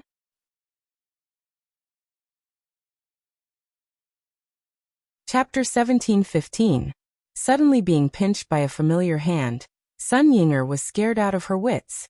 Her mind filled in the blanks, and she could almost imagine being tortured by Wang Ying in space at 8 o'clock sharp. This was a typical case of a loose tongue causing trouble. Sun Yinger had done this more than once, so when Wang Ying pinched her chin, he looked very angry on the surface, but in fact, he was very happy in his heart. He had a feeling that Sun Yinger was doing this on purpose to provoke him, so that she could continue doing that kind of thing with him. So, are you trying to reject me? He stared at Sun Yinger with a profound look in his eyes. Sun Yinger's mouth was covered. She didn't dare to move or speak, but in her heart, she was cursing and calling Wang Ying a pervert. She actually didn't quite understand why every time a girl said no, guys always felt that it was an ironic word. After interacting with Wang Ying for the past few days, Sun Yinger actually knew how to deal with Wang Ying, which was to scold her behind her back, but in fact, it had nothing to do with her at all. As long as she admitted defeat and acted coquettishly, Wang Ying wouldn't do anything to her. So she squeezed out a few drops of tears from her eyes and looked at Wang Ying pitifully. Ugh, you're hurting me. This exquisite performance didn't look fake, which made Wang Ying loosen her grip a little. Seeing that Wang Ying backed down, Sun Yinger knew that her plan had succeeded. She quickly changed the topic and said, "Now is not the time to talk about this. I'll deal with you tonight." Wang Ying smiled and let go of his hand. He knew that Sun Yinger was changing the topic, and it was her usual trick. He liked to bully Sun Yinger, but recently, Wang Ying found that he couldn't do anything about Sun Yinger's pitiful appearance. Especially recently, after Sun Yinger learned to act like a spoiled child from who knows where. He still could not harden his heart to deal a heavy blow. "Wang Ling, CEO Ing and Senior Death Heavenly Dao, why are you here?" Lotus Sun asked at that moment. Seeing that the atmosphere was starting to become a little stiff, she could only help to change the topic. Of course, it was mainly to stop Wang Ying and Sun Yinger from openly flirting in front of her and Wang Ling. Yes, as far as Lotus Sun was concerned, this was just plain flirting. She and Wang Ling hadn't made any progress yet. She was so envious of him. Wang Ling. After a few seconds of silence, Death Heavenly Dao, who was wearing the uniform of number 60 middle school's colonel, finally cleared his throat and said, "Miss Rong, don't you think there's something wrong?" Lotus Sun thought about it carefully. She had been staying in her own house all this time. If there was anything out of the ordinary, it was that gardener Zhang San's daughter that Auntie Chiu had mentioned to her earlier. "There's a little girl in a red dress in the yard downstairs. Auntie Chiu said that she's the daughter of our gardener, Zhang San. I've always felt that something was wrong," she said truthfully. "That's right. She's the one we're looking for," Death Heavenly Dao replied. "This little girl is the thought plague in disguise. Her name is Chen Xiaomu. It should have nothing to do with your gardener. I'm afraid the thought plague has taken control of Miss Rong's servants and put on a show together. So they want to target me? We still don't know what the goal of this group of thought plague is. That's why we can't alert them." Wang Ying continued, "So we still need you to cooperate with us on this matter." "Then what should I do?" Lotus Sun asked curiously. "It's very simple, just let us enter your body," said Death Heavenly Dao. Wang Ling. He had a serious expression on his face, but as soon as he said this, Lotus Sun's face suddenly flushed red. Perhaps realizing that his words were ambiguous, Death Heavenly Dao hurriedly corrected himself. "To be precise, it's the sword spirit space. That way, we can fully guarantee Miss Rong's safety." Lotus Sun's realm wasn't high enough, so she naturally didn't have her own core world.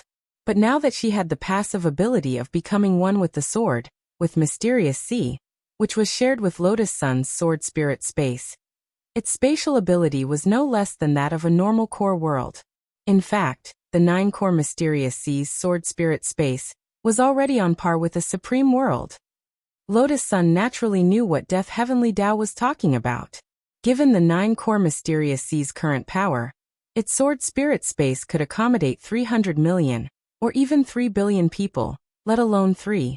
She had been protected by Wang Ling and Golden Lamp before, and had been to their intrinsic spirit fields or core worlds. She had never thought that one day Wang Ling would also enter hers. But there was always a first time in life. Lotus Sun had seen a lot of things, and while she was a little surprised by this sudden proposal, she quickly regained her composure. She wanted to help Wang Ling. Furthermore, she definitely wouldn't let him down. With this in mind, she released her mysterious sea sword Qi, and at the same time, opened a hole in the air with her fingers, allowing Wang Ling, Wang Ying and Death Heavenly Dao to enter her sword spirit space. Elsewhere, Chen Xiaomu, who had already successfully infiltrated Lotus Sun's house, thought that his plan was flawless. The organization had sent her here at first to keep an eye on her, but after Golden Lamp had been killed, the organization's higher-ups had changed their plans. According to reliable intelligence, this ordinary female cultivator from Earth had a total of 9 Heavenly Dao magic cubes on her. And these 9 magic cubes would be the key to their next master plan. Next, he just needed to find a way to enter Lotus Sun's body. However, Chen Xiaomu knew that it wouldn't be that easy to enter Lotus Sun's body. According to the information the group had obtained, Lotus Sun's body had been blessed, and random invasions could be dangerous. But the strength of the thought plague was that apart from invading a single person, they could also invade in teams. This was a method that they would only choose when facing powerful cultivators. However, because of Lotus Sun's special status, Chen Xiaomu had to make sure that nothing went wrong. So after being brought to Lotus Sun's house, he mobilized his forces and used his own method of breeding and spreading the infection. Thus, over 95% of the more than 100 servants in Lotus Sun's residence were already under his control. Of course, he had also cautiously left behind some who were close to Lotus Sun, and deliberately didn't let them be controlled in order to make Lotus Sun lower her guard. And now, everything was ready, with so many brothers and sisters nearby. More than 90 thought plague cultivators would attack the same person together. Chen Xiaomu didn't believe that Lotus Sun could escape. The error-free chapters of the daily life of the Immortal King will continue to be updated on the mobile game bar. There are no advertisements on the site, so please collect and recommend the mobile game bar. If you like the daily life of the Immortal King, please collect. The daily life of the Immortal King mobile game bar is updated the fastest.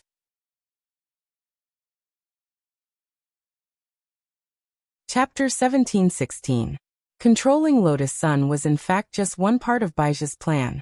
Since setting up Bao Bai Group, he had used the advantage of stealth in the air to control the overall situation, and at the same time developed gene editing to synthesize dragon descendants.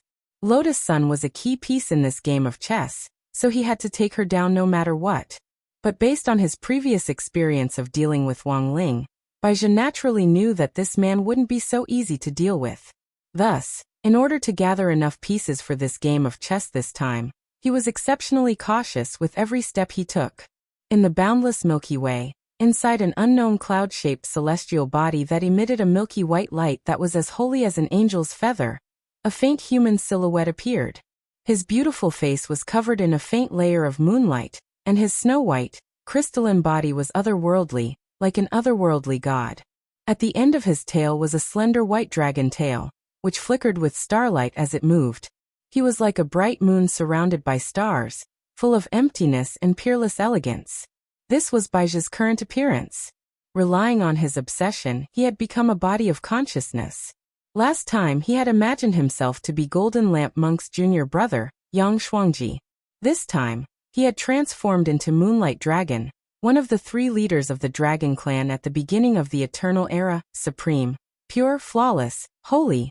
All holy words were inadequate to describe his current state. Baizhi never thought that after being humiliated by Wang Ling several times, he could actually reach his current level and become the leader of the Dragon Clan at the beginning of the Eternal Era. So he felt like he could do it again. He felt like he was invincible. He felt like he could once again attack Wang Ling, this man who had repeatedly defeated him and pushed him to the bottom of the valley. And this time, he had learned from his previous lessons and was cautious in everything. As long as he could defeat Wang Ling or even threaten him, he wouldn't let go of a single one of them. If it's just this Sun girl, I'm afraid she won't be a threat to him. At that moment, a familiar voice rang out next to Baizhi. It was a ball of purple foam that flickered with a strange light. It looked like a bunch of floating grapes, and was the current form of the god of the grave, who had inherited the teachings of the outer gods of the past. Old Mu, I know what you are worried about, Baizha said calmly. There was an irreconcilable enmity between the dragon race and the outer gods. Logically speaking, it was impossible for them to cooperate to this extent.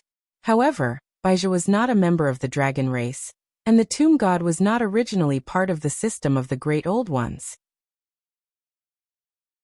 Both of them had used their own methods to obtain the power of the two strongest factions in the ancient times, but at the same time, they were victims of the same person. As the saying goes, the enemy of my enemy is my friend. It was not impossible for the dragon clan and the outer gods to cooperate. He clearly doesn't like this girl. Even if this girl really dies, it won't affect him at all. Why don't you just destroy a few snack stalls instead? The grave goddess suggested. I have my ways. Baizha chuckled. His silhouette, which was the color of moonlight, was extraordinary. So this time, I'm not just targeting him. I will capture everyone related to him alive, and use them as my chess pieces. I see. However, he was not easy to deal with.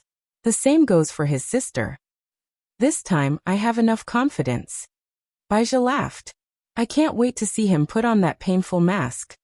Almost at the same time, Jingzai and Yanruo received the latest order from the corporation. It was a list, and they were required to capture the people on the list alive one by one according to the order on the list. No one could be spared. And on this long list, Jingzai's eyes fell on the last name.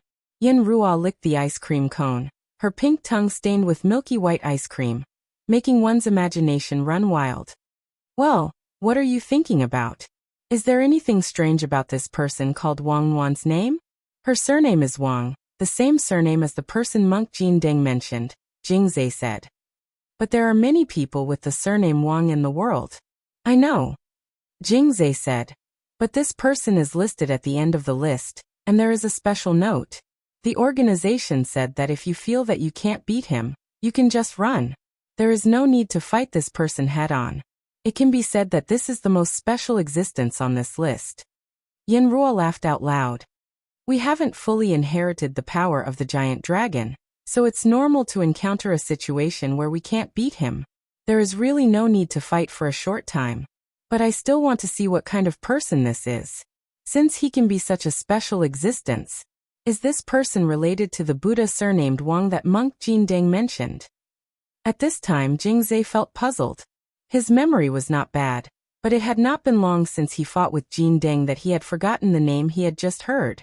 He only vaguely remembered that the other's surname was Wang. So Jingzai guessed that maybe some kind of power of law and order affected this part of his memory. He could drive the law and make the world forget his existence. It seemed that this person was really extraordinary, otherwise he could not have such a skill. Then let's finish this quickly. After a while, Jingzai looked at the long list and took a deep breath. This list seemed to be arranged in order of strength, and the organization's request was to capture them alive as much as possible. As outstanding laborers, he and Yanruo would naturally fulfill their mission. After capturing Hirogua, Little Peanut, Li Yue and the others, Jingzai and Yanruo stood at the entrance of Super Chen's family's martial arts dojo. Although they had already restrained their auras, when the figures appeared, Super Chen still quickly sensed killing intent. With a somewhat hesitant expression, Super Chen put down the stone block he had been using to train his strength, and pushed open the sliding door. He saw a young man in a windbreaker and a little girl in neat clothes standing at the door. It's closed now. You'll have to register for classes tomorrow, said Super Chen. Jingzai looked at him expressionlessly. I'm sorry, Hiro-chan. No, Mr. Chen, we need you to come with us. As a descendant of the dragon race, they were almost used to calling others hero. This was practically a fixed pattern, and they had never changed it until now. Ah, take a trip? To where? Super Chen was blank. Looking at Jingzai's face, which didn't look like a good person's, he felt apprehensive. Don't tell me you want to take me hostage. We don't seem to have any grudges. Why do you want to take me? Jingzai and Yanruo. Super Chen. Wait, aren't you cultivators from Earth? Are you from another planet? Ever since Earth and Divine Tao Star had opened up cooperation, there had been many cases of aliens pretending to be human cultivators smashing and robbing Earth cultivators. Super Chen had seen similar news, which was why he was apprehensive. Jingzai and Yanruo were also a little surprised. Superchen had actually guessed 80 to 90% of his questions correctly. Superchen, you just called me hero. Don't tell me you're the legendary celestial dragons. However, Jingzai had no intention of letting Superchen continue asking questions. After knocking Superchen out with a karate chop, Superchen was directly sucked into his inner world. So many things had been exposed at once. Yanruo felt like the ice cream cone in his hand wasn't delicious anymore. What should I do? I really want to kill him. Jingzai nodded silently. Me too. Chapter 1717. All along, poverty alleviation in the cultivation world had a long way to go. There were many teachers who volunteered to help the poor, and Old Antique was one of them. Because of the special teleportation array, as long as you obtained a volunteer certificate, you could easily use the teleportation array to travel from one city to another, and then fly a sword to the area you needed help in. Every weekend, Old Antique had the habit of volunteering to teach in remote areas. On this day, he carried a crate of strawberries to the home of a student he was helping. The simple house was teetering in the wind, as if it would collapse at any moment. He knew that there were too many people in this world who were hiding in corners and stubbornly refused to ask for help, but were in desperate need of help. However, it was impossible for him to help them all on his own, so he could only do one thing at a time, and use his actions to influence more people. He only hoped that life wouldn't let down all those who wanted to live. After he was done with everything, Old Antique let out a deep sigh. If possible, he hoped that one day, everyone would have strawberries that they could never finish. After leaving the student's simple house, Old Antique used several building strengthening talismans to coat the teetering house with a layer of film, and it wasn't until he was done with the repairs that he was ready to leave in a huff. Just as he was about to fly away on his sword, there was a loud rumble in the clear sky, and a silver streak of light hacked down, turning into a ball of lightning that landed precisely in front of him. Old Antique reacted quickly, and almost subconsciously took a step back. As a famous epic-level killer in the world of killers, he was still a treasured sword and had extremely sharp reflexes. As he took a step back, he threw out several silver needles at the student's vitals. He could sense that the other party had ill intentions and was full of killing intent, so he didn't have any misgivings when he made his move. However, before the needles could get close to the person, they stopped in midair.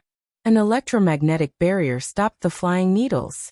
Old Antique composed himself and stared warily at Yin Xiao and Jingza. Who are you? He could tell that these two people weren't ordinary. Are you Wang Zukang? Jingza said in a cold voice. I need you to come with us. Old Antique frowned.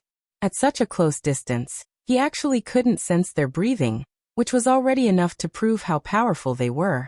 Although they didn't look very old, their combat strength was indeed extraordinary. Regardless of whether he resisted or fled, there would be risks, and he might even bring disaster to the students in the building behind him.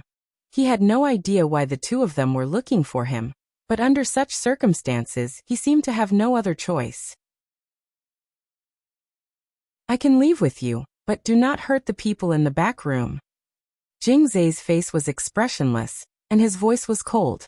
Don't worry, he's not on our list. All right. Old Antique nodded.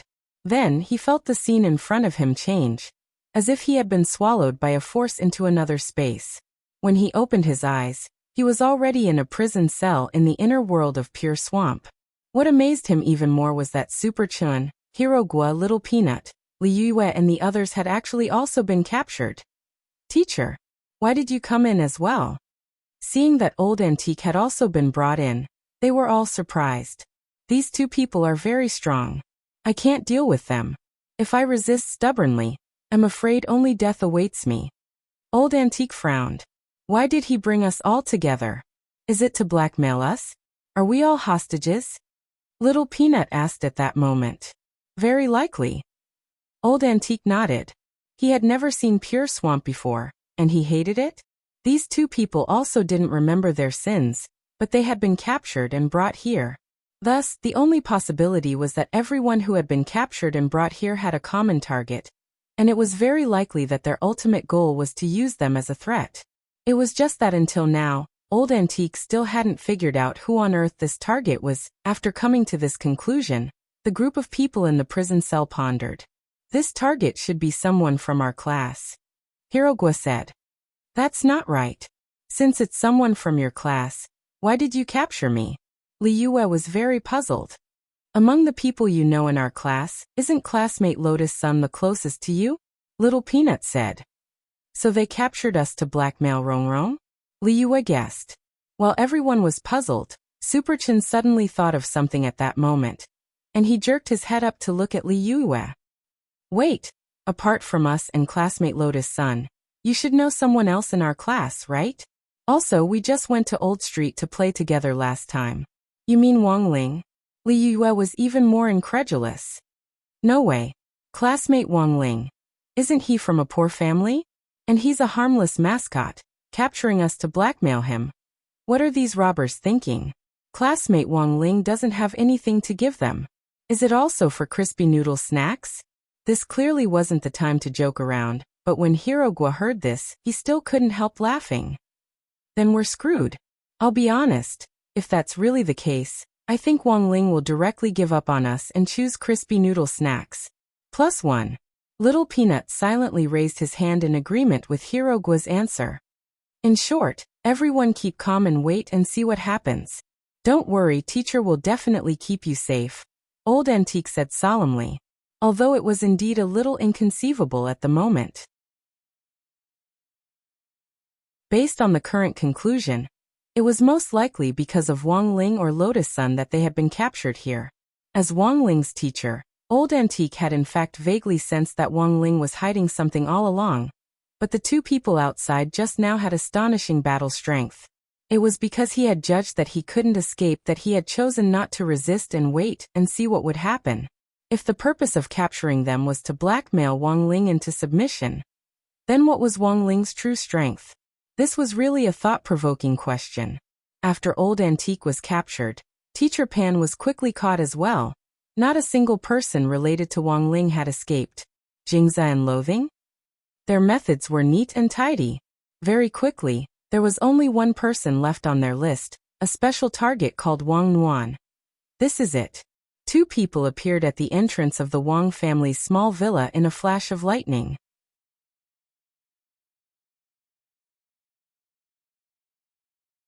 Chapter 17-18.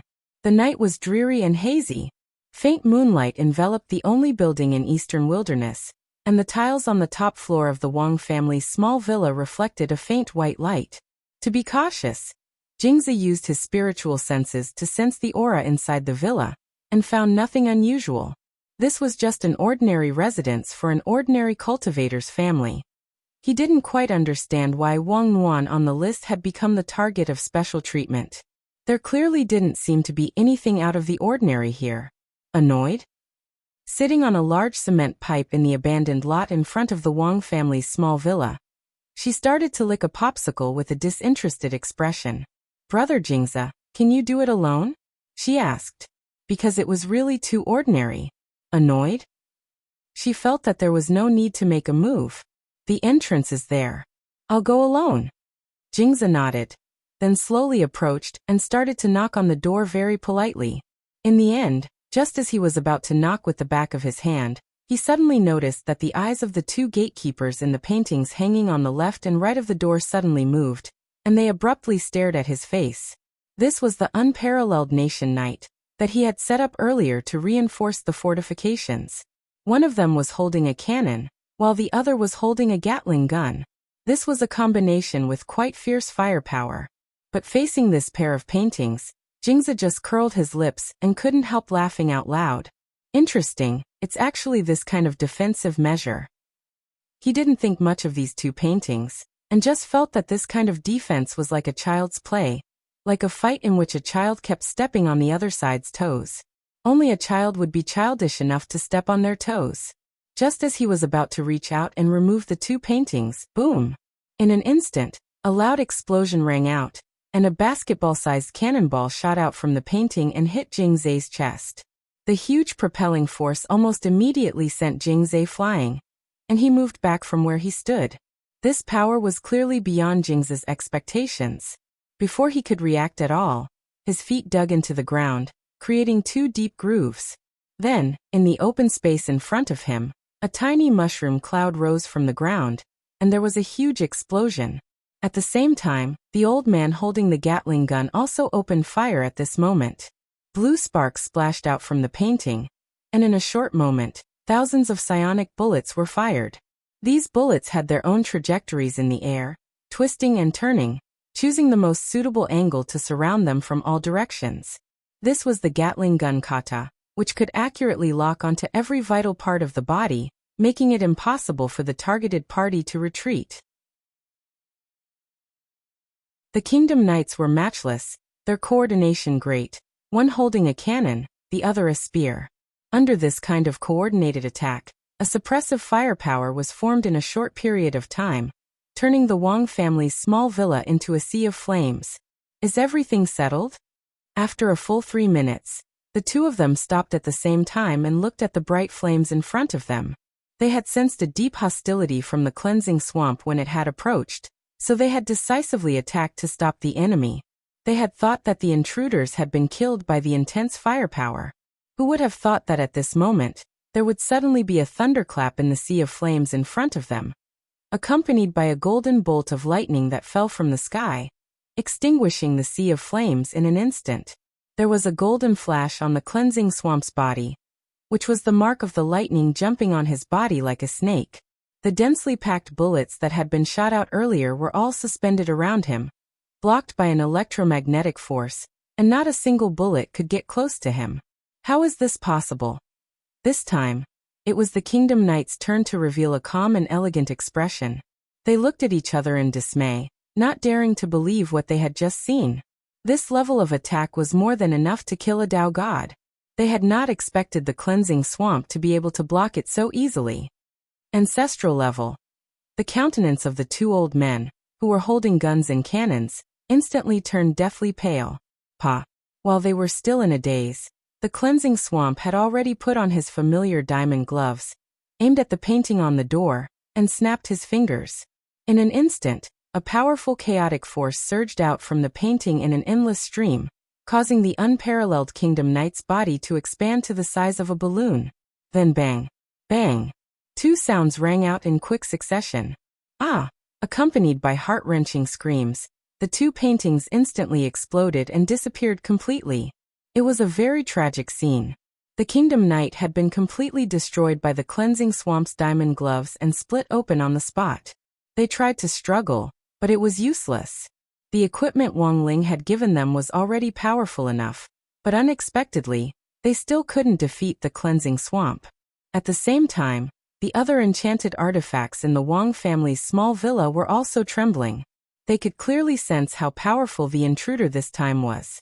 At that moment, the 2 dragon descendants had affected the quiet front of the Wang family's small villa, and the atmosphere was filled with a somber air. Father and Mother Wang's realms were too low, and they didn't have much of an understanding of this overwhelming advantage in power.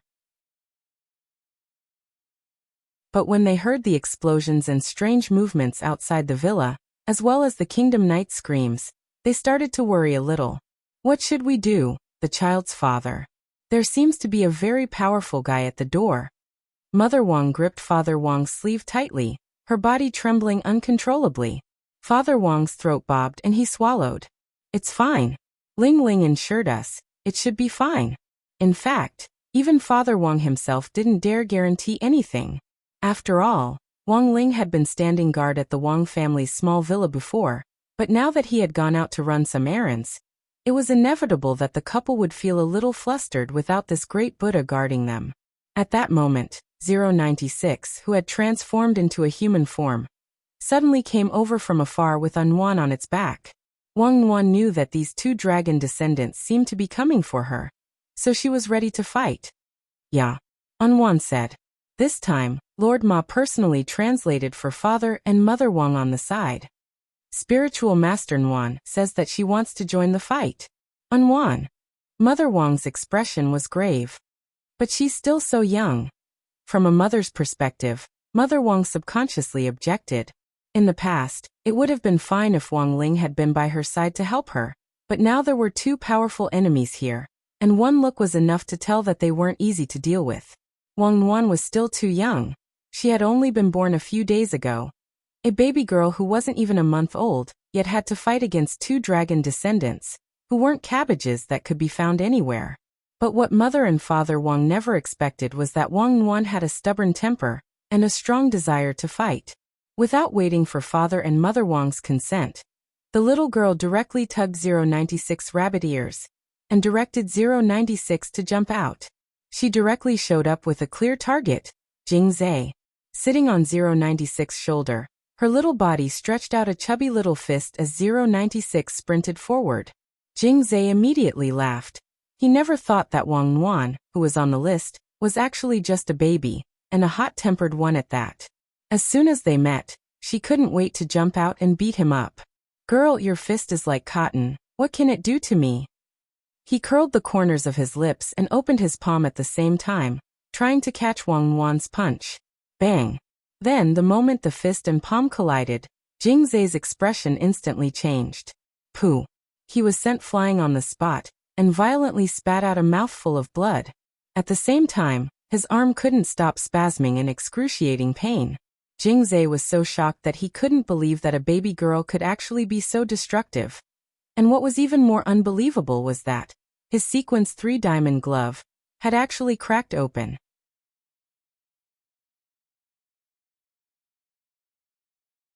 Chapter 1719. This was a chaos weapon of a dragon's descendant that had reached the sequence level. It was known as the indestructible diamond, and it was refined from the dragon skeleton that corresponded to the dragon power in his body. However, in front of the girl, it was unable to withstand even a single punch, causing cracks to appear. Something was wrong. Jing Zhe was very decisive. He quickly retreated, and the golden lightning dragon behind him spread open. At the same time, countless bolts of lightning fell nearby, trying to quickly pull away from Wang Nuan. However, Wang Nuan's actions were faster than he imagined. As he retreated, he saw the shadow on the ground suddenly erupt, turning into agile tentacles that chased after him at an extremely fast speed. What ability was this? He was shocked. Jing Zhe did not expect that the flash produced by his lightning dragon descendant would end up benefiting Wang Nuan. The little girl used her Shadow Dao ability to quickly chase after him, but what she captured was his shadow. An instinctive sense of danger immediately surged in his heart, especially at the moment when his shadow was captured by Wang Nuan. Jing Zhe guessed it. Immediately after, he felt his vision turn black, and he was brought into an alternate world. This was Wang Nuan's unique Supreme World, and it was also a Supreme World exclusive to Shadow Dao. Everything in it was no different from Earth, but all the living beings were a mass of black shadows. A world of shadows? Jing Zhe was shocked. At the same time, the person who was captured in this world was Yan Xiao, who was behind him. At this moment, Yan Xiao was also shocked. His mouth also gaped open with incredulity as he stared at the scenes unfolding before his eyes. He was so shocked that one of his ice cream balls dropped onto the ground. No one could have imagined that a baby girl who had just been born for less than a month could actually be so tyrannical. This girl is a great Dao Lord? Jing Zhe's heart trembled. He felt that the battle situation in front of him had suddenly reversed. Having great Dao abilities was not something terrifying. It was not rare for a person to have multiple great Dao, but if it was a great Dao Lord who created this Dao, then he had to think twice. Yan Xiao, we're leaving. After a brief thought, Jing Zhe made a decision. He was very calm. He did not let his emotions get the better of him, and insisted on fighting Wang Nuan. As the first dragon to be created, Jing Zhe knew very well how heavy the dragon race's lifeline was. If he were to fight Wang Nuan head-on here, it was unknown who would win, but he felt that it would most likely end in a lose-lose situation. Now was the critical moment of the Dragon Clan's revival, so he calmly believed that there was no need to fight head-on. Although escaping was also a humiliation for the dragon descendants, if they didn't swallow this humiliation now, they might not have another chance in the future. But regarding Jing Zhe's decision, he was disgusted. Pouting, she actually didn't want to run away. She also wanted to spar with the baby girl in front of her. No buts, no buts. This is an order from the higher-ups, Jingzhe replied. He didn't want to run away, but he didn't want to admit that he was a coward, so he found this excuse. Originally, in the mission that Bao Bai gave them, Wang Nuan was the most special existence. If the situation was not right, they could choose to retreat. This was Wang Nuan's personal supreme world. If it was anyone else who fell into this place, there was no way they could escape. However, they were dragon descendants. They could use their dragon power to forcefully break open a gap. Hey! Just as they were about to move, Wang Nuan moved even faster than them. The little lass rode on 096, using it as her mode of transportation. It was clearly just a baby's body, but its mobility was astonishing. He was disgusted. Before he could do anything, in the blink of an eye, Wang Nuan's figure had already appeared behind him. That meaty little fist was smashing toward his spine. Jingzhe's expression changed instantly. He could tell that this was not an ordinary blow. At the same time that the fist was unleashed, there was the sound of landslides and tsunamis. The entire shadow world was trembling with the supreme sound of the Great Tao, mixed with the terrifying power of the Great Tao Master. The little fist had not yet arrived, but it had already made Jingzhe feel a life-threatening pressure. The overwhelming wind from the fist slapped his back, causing his dragon descendants to tremble like an umbrella in the wind. His entire dragon skeleton could not stop falling in the direction of the wind from the fist, and he could not even fly. This baby was too terrifying. It had only been less than a month, but she was already this strong. In terms of combat strength, this little girl was much stronger than the monk he had seen before. Moreover, he seriously suspected that the Buddha surnamed Wang that the monk mentioned was very likely related to the little girl in front of him. Why would such an outrageous person appear on Earth? Where did it come from? Jingzhe was puzzled. The couple in the villa were clearly just ordinary people. How could they give birth to such a powerful earth cultivator? Could it be? Is it related to the mysterious object in the legends? His mind was filled with boundless reverie, and he suddenly thought of many possible guesses. Although he was afraid, he had to think about it. Because if they wanted to restore the dragon clan to its former glory, the girl in front of him and the Buddha surnamed Wang might become their biggest obstacle. Boom! This punch was like the autumn wind sweeping away the fallen leaves, hitting his spine solidly. Jingzhe spat out a large mouthful of blood, but he did not suffer any serious injuries. At the critical moment, the black umbrella on his back blocked another blow for him. At the same time as the fist approached, the black umbrella on his back blocked another attack for him. He spat lava from his mouth and instantly formed a powerful lava barrier. However, the moment it was completed, Wang Nuan punched out almost at the same time, directly breaking through the barrier and hitting Jingzhe. Although it still made him vomit blood, at least it had some protective effect. If it wasn't for Black Umbrella and Yinxiang, Jingzhe suspected that Wang Nuan's spine would have been broken. Yinxiang? Let's go. With a loud shout, he pulled away from Wang Nuan again. At the same time, he opened the black umbrella on his back, and a chaotic vortex formed under his feet. The God-devouring umbrella opened up a tiny opening in this supreme world. It was only the size of a mouse hole. But Jingzhe still went in with Yinxiang? Without any hesitation, he went in. This time, Wang Nuan didn't give chase. This was her first time fighting with people with the power of the Dragon Clan, and she felt that they would be good combat training targets. But from the fight just now, Wang Nuan could sense that their powers hadn't been fully activated. So she didn't give chase, and instead planned to give them another chance to grow. It would be a pity if she toyed with them until they died. After driving away the two dragon descendants, Wang Nuan left her supreme world. At the same time, she released Audiobook, Josie and Kimiya Ryoko, who had been protecting her supreme world. Audiobook, Josie and Kimiya Ryoko were the only exceptions, and Wang Ling had personally arranged for them to be protected by Wang Nuan.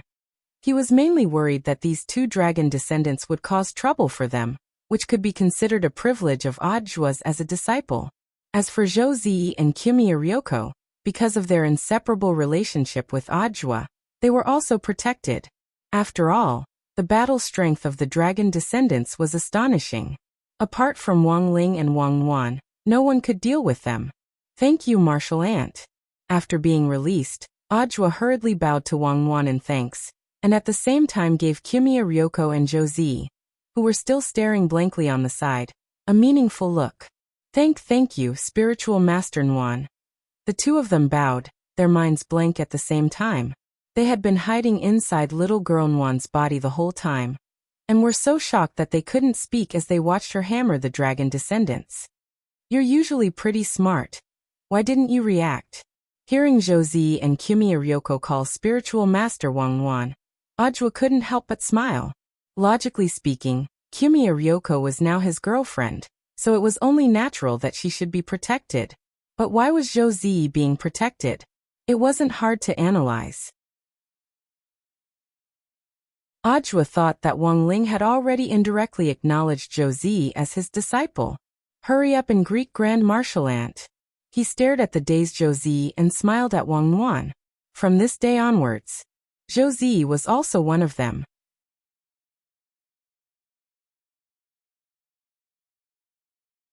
Chapter 1720. Iya. In front of the Wang family's small villa, Wang Wan sighed with emotion as she looked in the direction in which the two dragons had fled. She pinched 096 rabbit ears, and 096 obediently let her do as she pleased.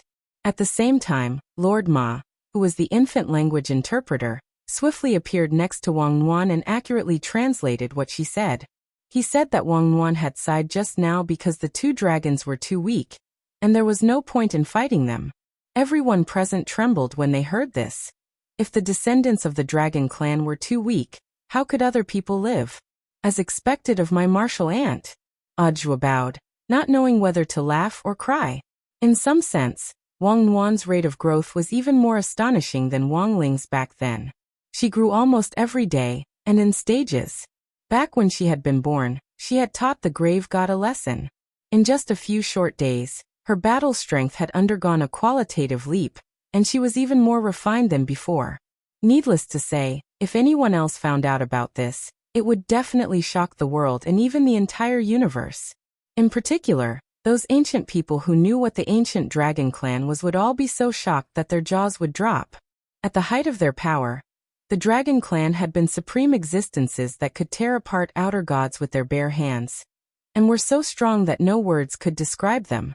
Sothoth was ranked second among the outer gods, but if the leader of the dragon clan, the dark devouring dragon, had existed back then, a mere Sothoth wouldn't have been a match for it. Now, these two dragon descendants who had inherited the power of a giant dragon and perfectly inherited the dragon clan's bloodline, powerful existences at the level of the earth ancestor, they had been sent fleeing with one punch from a baby less than half a month old. What a disgrace.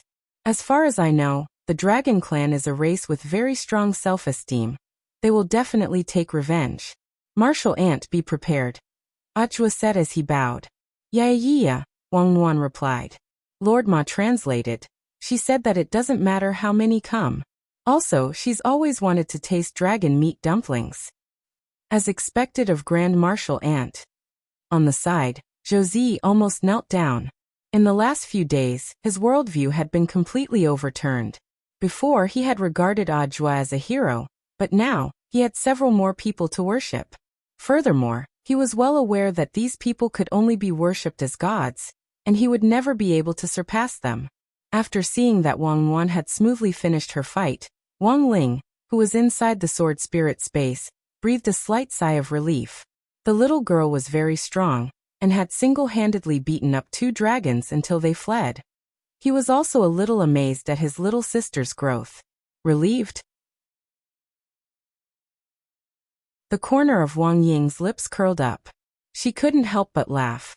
I've already said that you don't have to worry about that girl. That girl will definitely be able to stand up. She's very strong. Now their top priority was to find the mastermind behind all these plans. The revival of the Dragon Clan was one of the moves in Bao Bai Group's grand plan, and targeting Lotus Sun was also a crucial part of it. Then what would they do after targeting Lotus Sun? What would they do after gaining control of her body? As for this point, it was only a guess. In any case, it was definitely not a good thing. That young lady called Chun Xiaomu seems to be coming over. Lotus Sun tried her best to maintain her composure as she paid close attention to the changes outside. The moment the people of the thought plague gathered in her villa moved in one direction like a zombie army, Lotus Sun immediately knew that their operation had begun. Don't be afraid, Miss Roan. If they want to invade your body, don't resist. In any case, we're here, Death Heavenly Tao said. They were now stalling for time. They were hiding in Lotus Sun's sword spirit space and completely sealing off their auras, mainly because they wanted to extract more information. I won't be afraid. Lotus Sun nodded slightly. She wasn't really afraid. She was just a little nervous, afraid that she wouldn't perform well and cause trouble for Wang Ling. After all, Wang Ling was currently in her sword spirit space. In a sense, he had also entered her body and was following her around. The person she liked had entered her body. Ah, what a terrible line. What kind of nonsense was she thinking? Lotus Sun felt that it had to be because she had been with Sun Yinger for too long that her thoughts had gradually started to change, and she had become unclean. Sun Yinger. After sitting quietly in the room for a while, the bedroom door was gently pushed open, and a red ball rolled in at an inopportune time. Following it was Chen Xiaomu, who had accidentally barged into the room while pretending to chase the ball. It had to be said that the people with the thought plague were all great actors. With this kind of acting, it wouldn't be a problem at all for them to win Best Actor and Best Actress awards. But the most awkward acting in the world was when you thought you were acting very realistically, but the truth was that everyone else knew you were just putting on an act. Sister, I'm sorry, I didn't mean to come in. The person with the thought plague spoke through Chen Xiaomu's body as he gazed at Lotus Sun's back as she sat alone at the desk. Looking at her defenseless posture, he felt that she had already matured completely. He, stupid woman, give me your body. Then, with a roar in his heart, he stamped his foot and pounced at Lotus Sun's back. Using Chen Xiaomu's body, he moved extremely quickly. The moment he pounced, he separated a ball of light with 3 tentacles from Chen Xiaomu's body, and instantly attached it to the back of Lotus Sun's neck. The attack was extremely precise, and his aim was to invade Lotus Sun's body. She never thought that her plan would actually go so smoothly. Logically speaking, this woman who had 9 heavenly Tao magic cubes shouldn't be so weak. Just as he was feeling suspicious, he felt his body begin to fuse with Lotus Sun's. And just when he thought that he was about to gain complete control of Lotus Sun's body, all of a sudden, the world in front of him started to brighten. What's going on? He was clearly stunned. At the same time, he looked at his own body and was stunned to find that he hadn't turned into Lotus Sunday. He was still like a maggot with 3 tentacles on his lower body. Impossible. How could this be? The thought plague clearly didn't dare to believe it. He had clearly attached himself to her body, and according to past experience, he would only need less than 2 seconds to gain complete control of her body. But now he had actually landed in a strange space, in a world of light. There were many mountains nearby, and in the sky, there were actually 6 suns. He was greatly alarmed. He rubbed his eyes, and soon realized that those weren't suns at all. Those were 6 freaking pairs of eyes.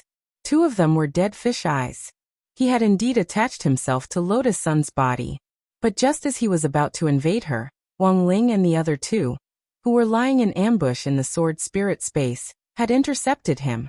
Then this thought plague person was suppressed in Wang Ling's palm. He was being watched by Wang Ling, Wang Ying and Death Heavenly Tao.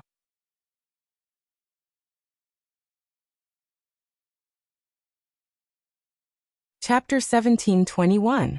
The thought plague wouldn't think that it would be intercepted before it could even enter Lotus Sun's body. This was clearly a trap, but it was already too late to say anything now.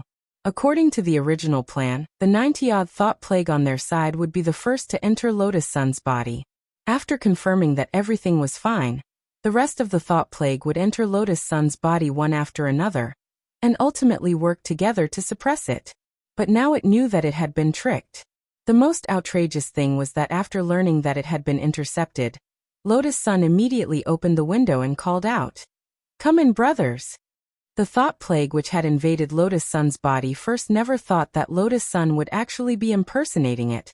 What happened next was like the Calabash brothers saving their grandpa. When the other thought plague lurking in the villa heard Lotus Sun's call, They thought that their plan had succeeded, so they left their bodies and started to enter Lotus Sun's body. Then, one by one, they all landed in Wang Ling's palm. At that moment, under the gazes of Wang Ling, Wang Ying and Death Heavenly Tao, the thought plague trembled as if they were surrounded by three great Buddhas. You have a serial number, right? Wang Ying asked as he looked at the thought plague which had left Qin Xiaomu's body at the very beginning and intended to invade Lotus Sunday. The thought plague snorted and refused to say a word. They had a self-detonation mechanism, which meant that if they couldn't complete their mission, they could end their own lives. Unfortunately, they had been suppressed by Wang Ling as soon as they entered, and their maggot-like bodies couldn't move. You don't want to talk, right? I have plenty of ways to make you talk. Wang Ying's lips curled into her signature devilish smile. Your Excellency Wang Ying, what do you want? Death Heavenly Tao had a bad feeling. Nothing, I'm suddenly hungry and want to eat something, Wang Ying said as she crossed her arms. Then Lotus Sun's voice rang out in the sword spirit space, and she asked cooperatively, President Ying, what do you want to eat? I'll get the head maid to prepare it. Mustard squid, charcoal grilled squid tentacles, green pepper fried squid, braised squid. Wang Ying ordered a series of dishes, all of which were related to squid. Lotus Sun, Wang Ling and Death Heavenly Tao. Everyone knew that the symbol of most of the creatures in the Great Old Ones was the iconic, squid-like tentacles. Even the mind plague was the same. Although it looked no different from a maggot, it still retained a tentacle-like structure at the end. Even after they possessed a person's body, they could find the tentacle imprint in the pupils of the possessed person. Other than ordering a bunch of squid-related dishes, Wang Ying also planned to establish a mental link and build the same mental space with the 97 thought plague patients. The ultimate goal was actually to share the sense of taste. In other words, when Wang Ying was eating the squid dishes, the thought plague would also taste the squid dishes. This method was truly devilish. It could be said that in the true sense of the word, it was not very lethal, but it was extremely insulting. Although the Great Old Ones had nothing to do with the squid, they still had the illusion that they were eating their own people. Are you even human? The leader of the thought plague cursed.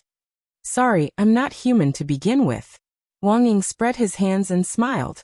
He was Wang Ling's shadow to begin with, and in theory indeed wasn't human, so Wang Ying didn't feel anything about this. How about it?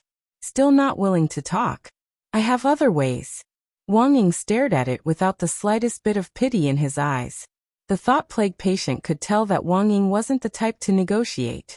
If they didn't do as the other party said, they would definitely be severely punished. Furthermore, the other party's punishment wouldn't be an ordinary one, but a crooked method specially designed to target different groups of people, letting them taste the taste of squid. This kind of psychological rejection was more painful than directly dying. Thus, the leader of the thought plague patient sighed and finally gave up resisting. My work number is 003. 003. Wang Ying said. Speak clearly, what's 003? There were 6 thought plague patients born from the first batch of mothers, and I'm number 003, replied the thought plague patient with work number 003. Everything was as Wang Ling had guessed earlier. He had already felt that the thought plague patient in Qin Xiaomu's body wasn't ordinary, and now his guess was proven right. That is to say, do you know where the mother is? Wang Ying asked. Yes, 003 replied. But it's useless even if you can find the mother through me. What do you mean? Death Heavenly Tao frowned. 003. The thought plague is a parasitic Great Old Ones with a mother that continuously produces new thought plague patients. But the mother isn't the only one. Even if you find the mother and kill it, the mother can transfer its power in an instant. It can create a new mother. After the original mother is cut off from me, I don't know the location of the newly created mother. Although Wang Ling had long since expected that these thought epidemics, which had appeared out of nowhere, wouldn't be easy to deal with as part of the old ruler's system, this method of transferring the mother's authority was indeed beyond his expectations. That was to say, if they didn't deal with it cleanly this time, it was very likely that the mother would slip through the net. Unless the mother could be completely killed so that it wouldn't have a chance to transfer its power. But to 003, this was an impossible task. There are many ways to transfer the mother's power. You can't guard against it at all. 003 said. Also, you know that Lord Sothith is supporting this from behind the scenes. Unless you have a way to eradicate the host who has been invaded by the mother, make him completely disappear from all the world lines and timelines, the thought plague will exist forever. Wang Ling's eyebrows twitched slightly at these words, because he felt that this method sounded a little familiar, and it sounded even more like revenge, because this was what he had done to Baizha back then. He had erased all of Baizha's existence from all the world lines. The only thing he hadn't taken into account was that the other party's resentment was so strong and deep that he could actually communicate with the will of the universe and forcibly fill in the gaps. We have our own ways. It's not something you should be concerned about. Deaf Heavenly Tao snorted. At that moment, 003 suddenly laughed sinisterly. I don't understand. Even if you really have a way to kill the mother in one go, can you really do it? He's currently possessing the body of that scientist called Wang Ming. If you want to uproot us and prevent human cultivators from being enslaved, then you have to completely wipe out this person called Wang Ming. You're tuning in to the Echoes of the Heart YouTube channel. Don't forget to subscribe and join us on this journey to catch the most captivating stories.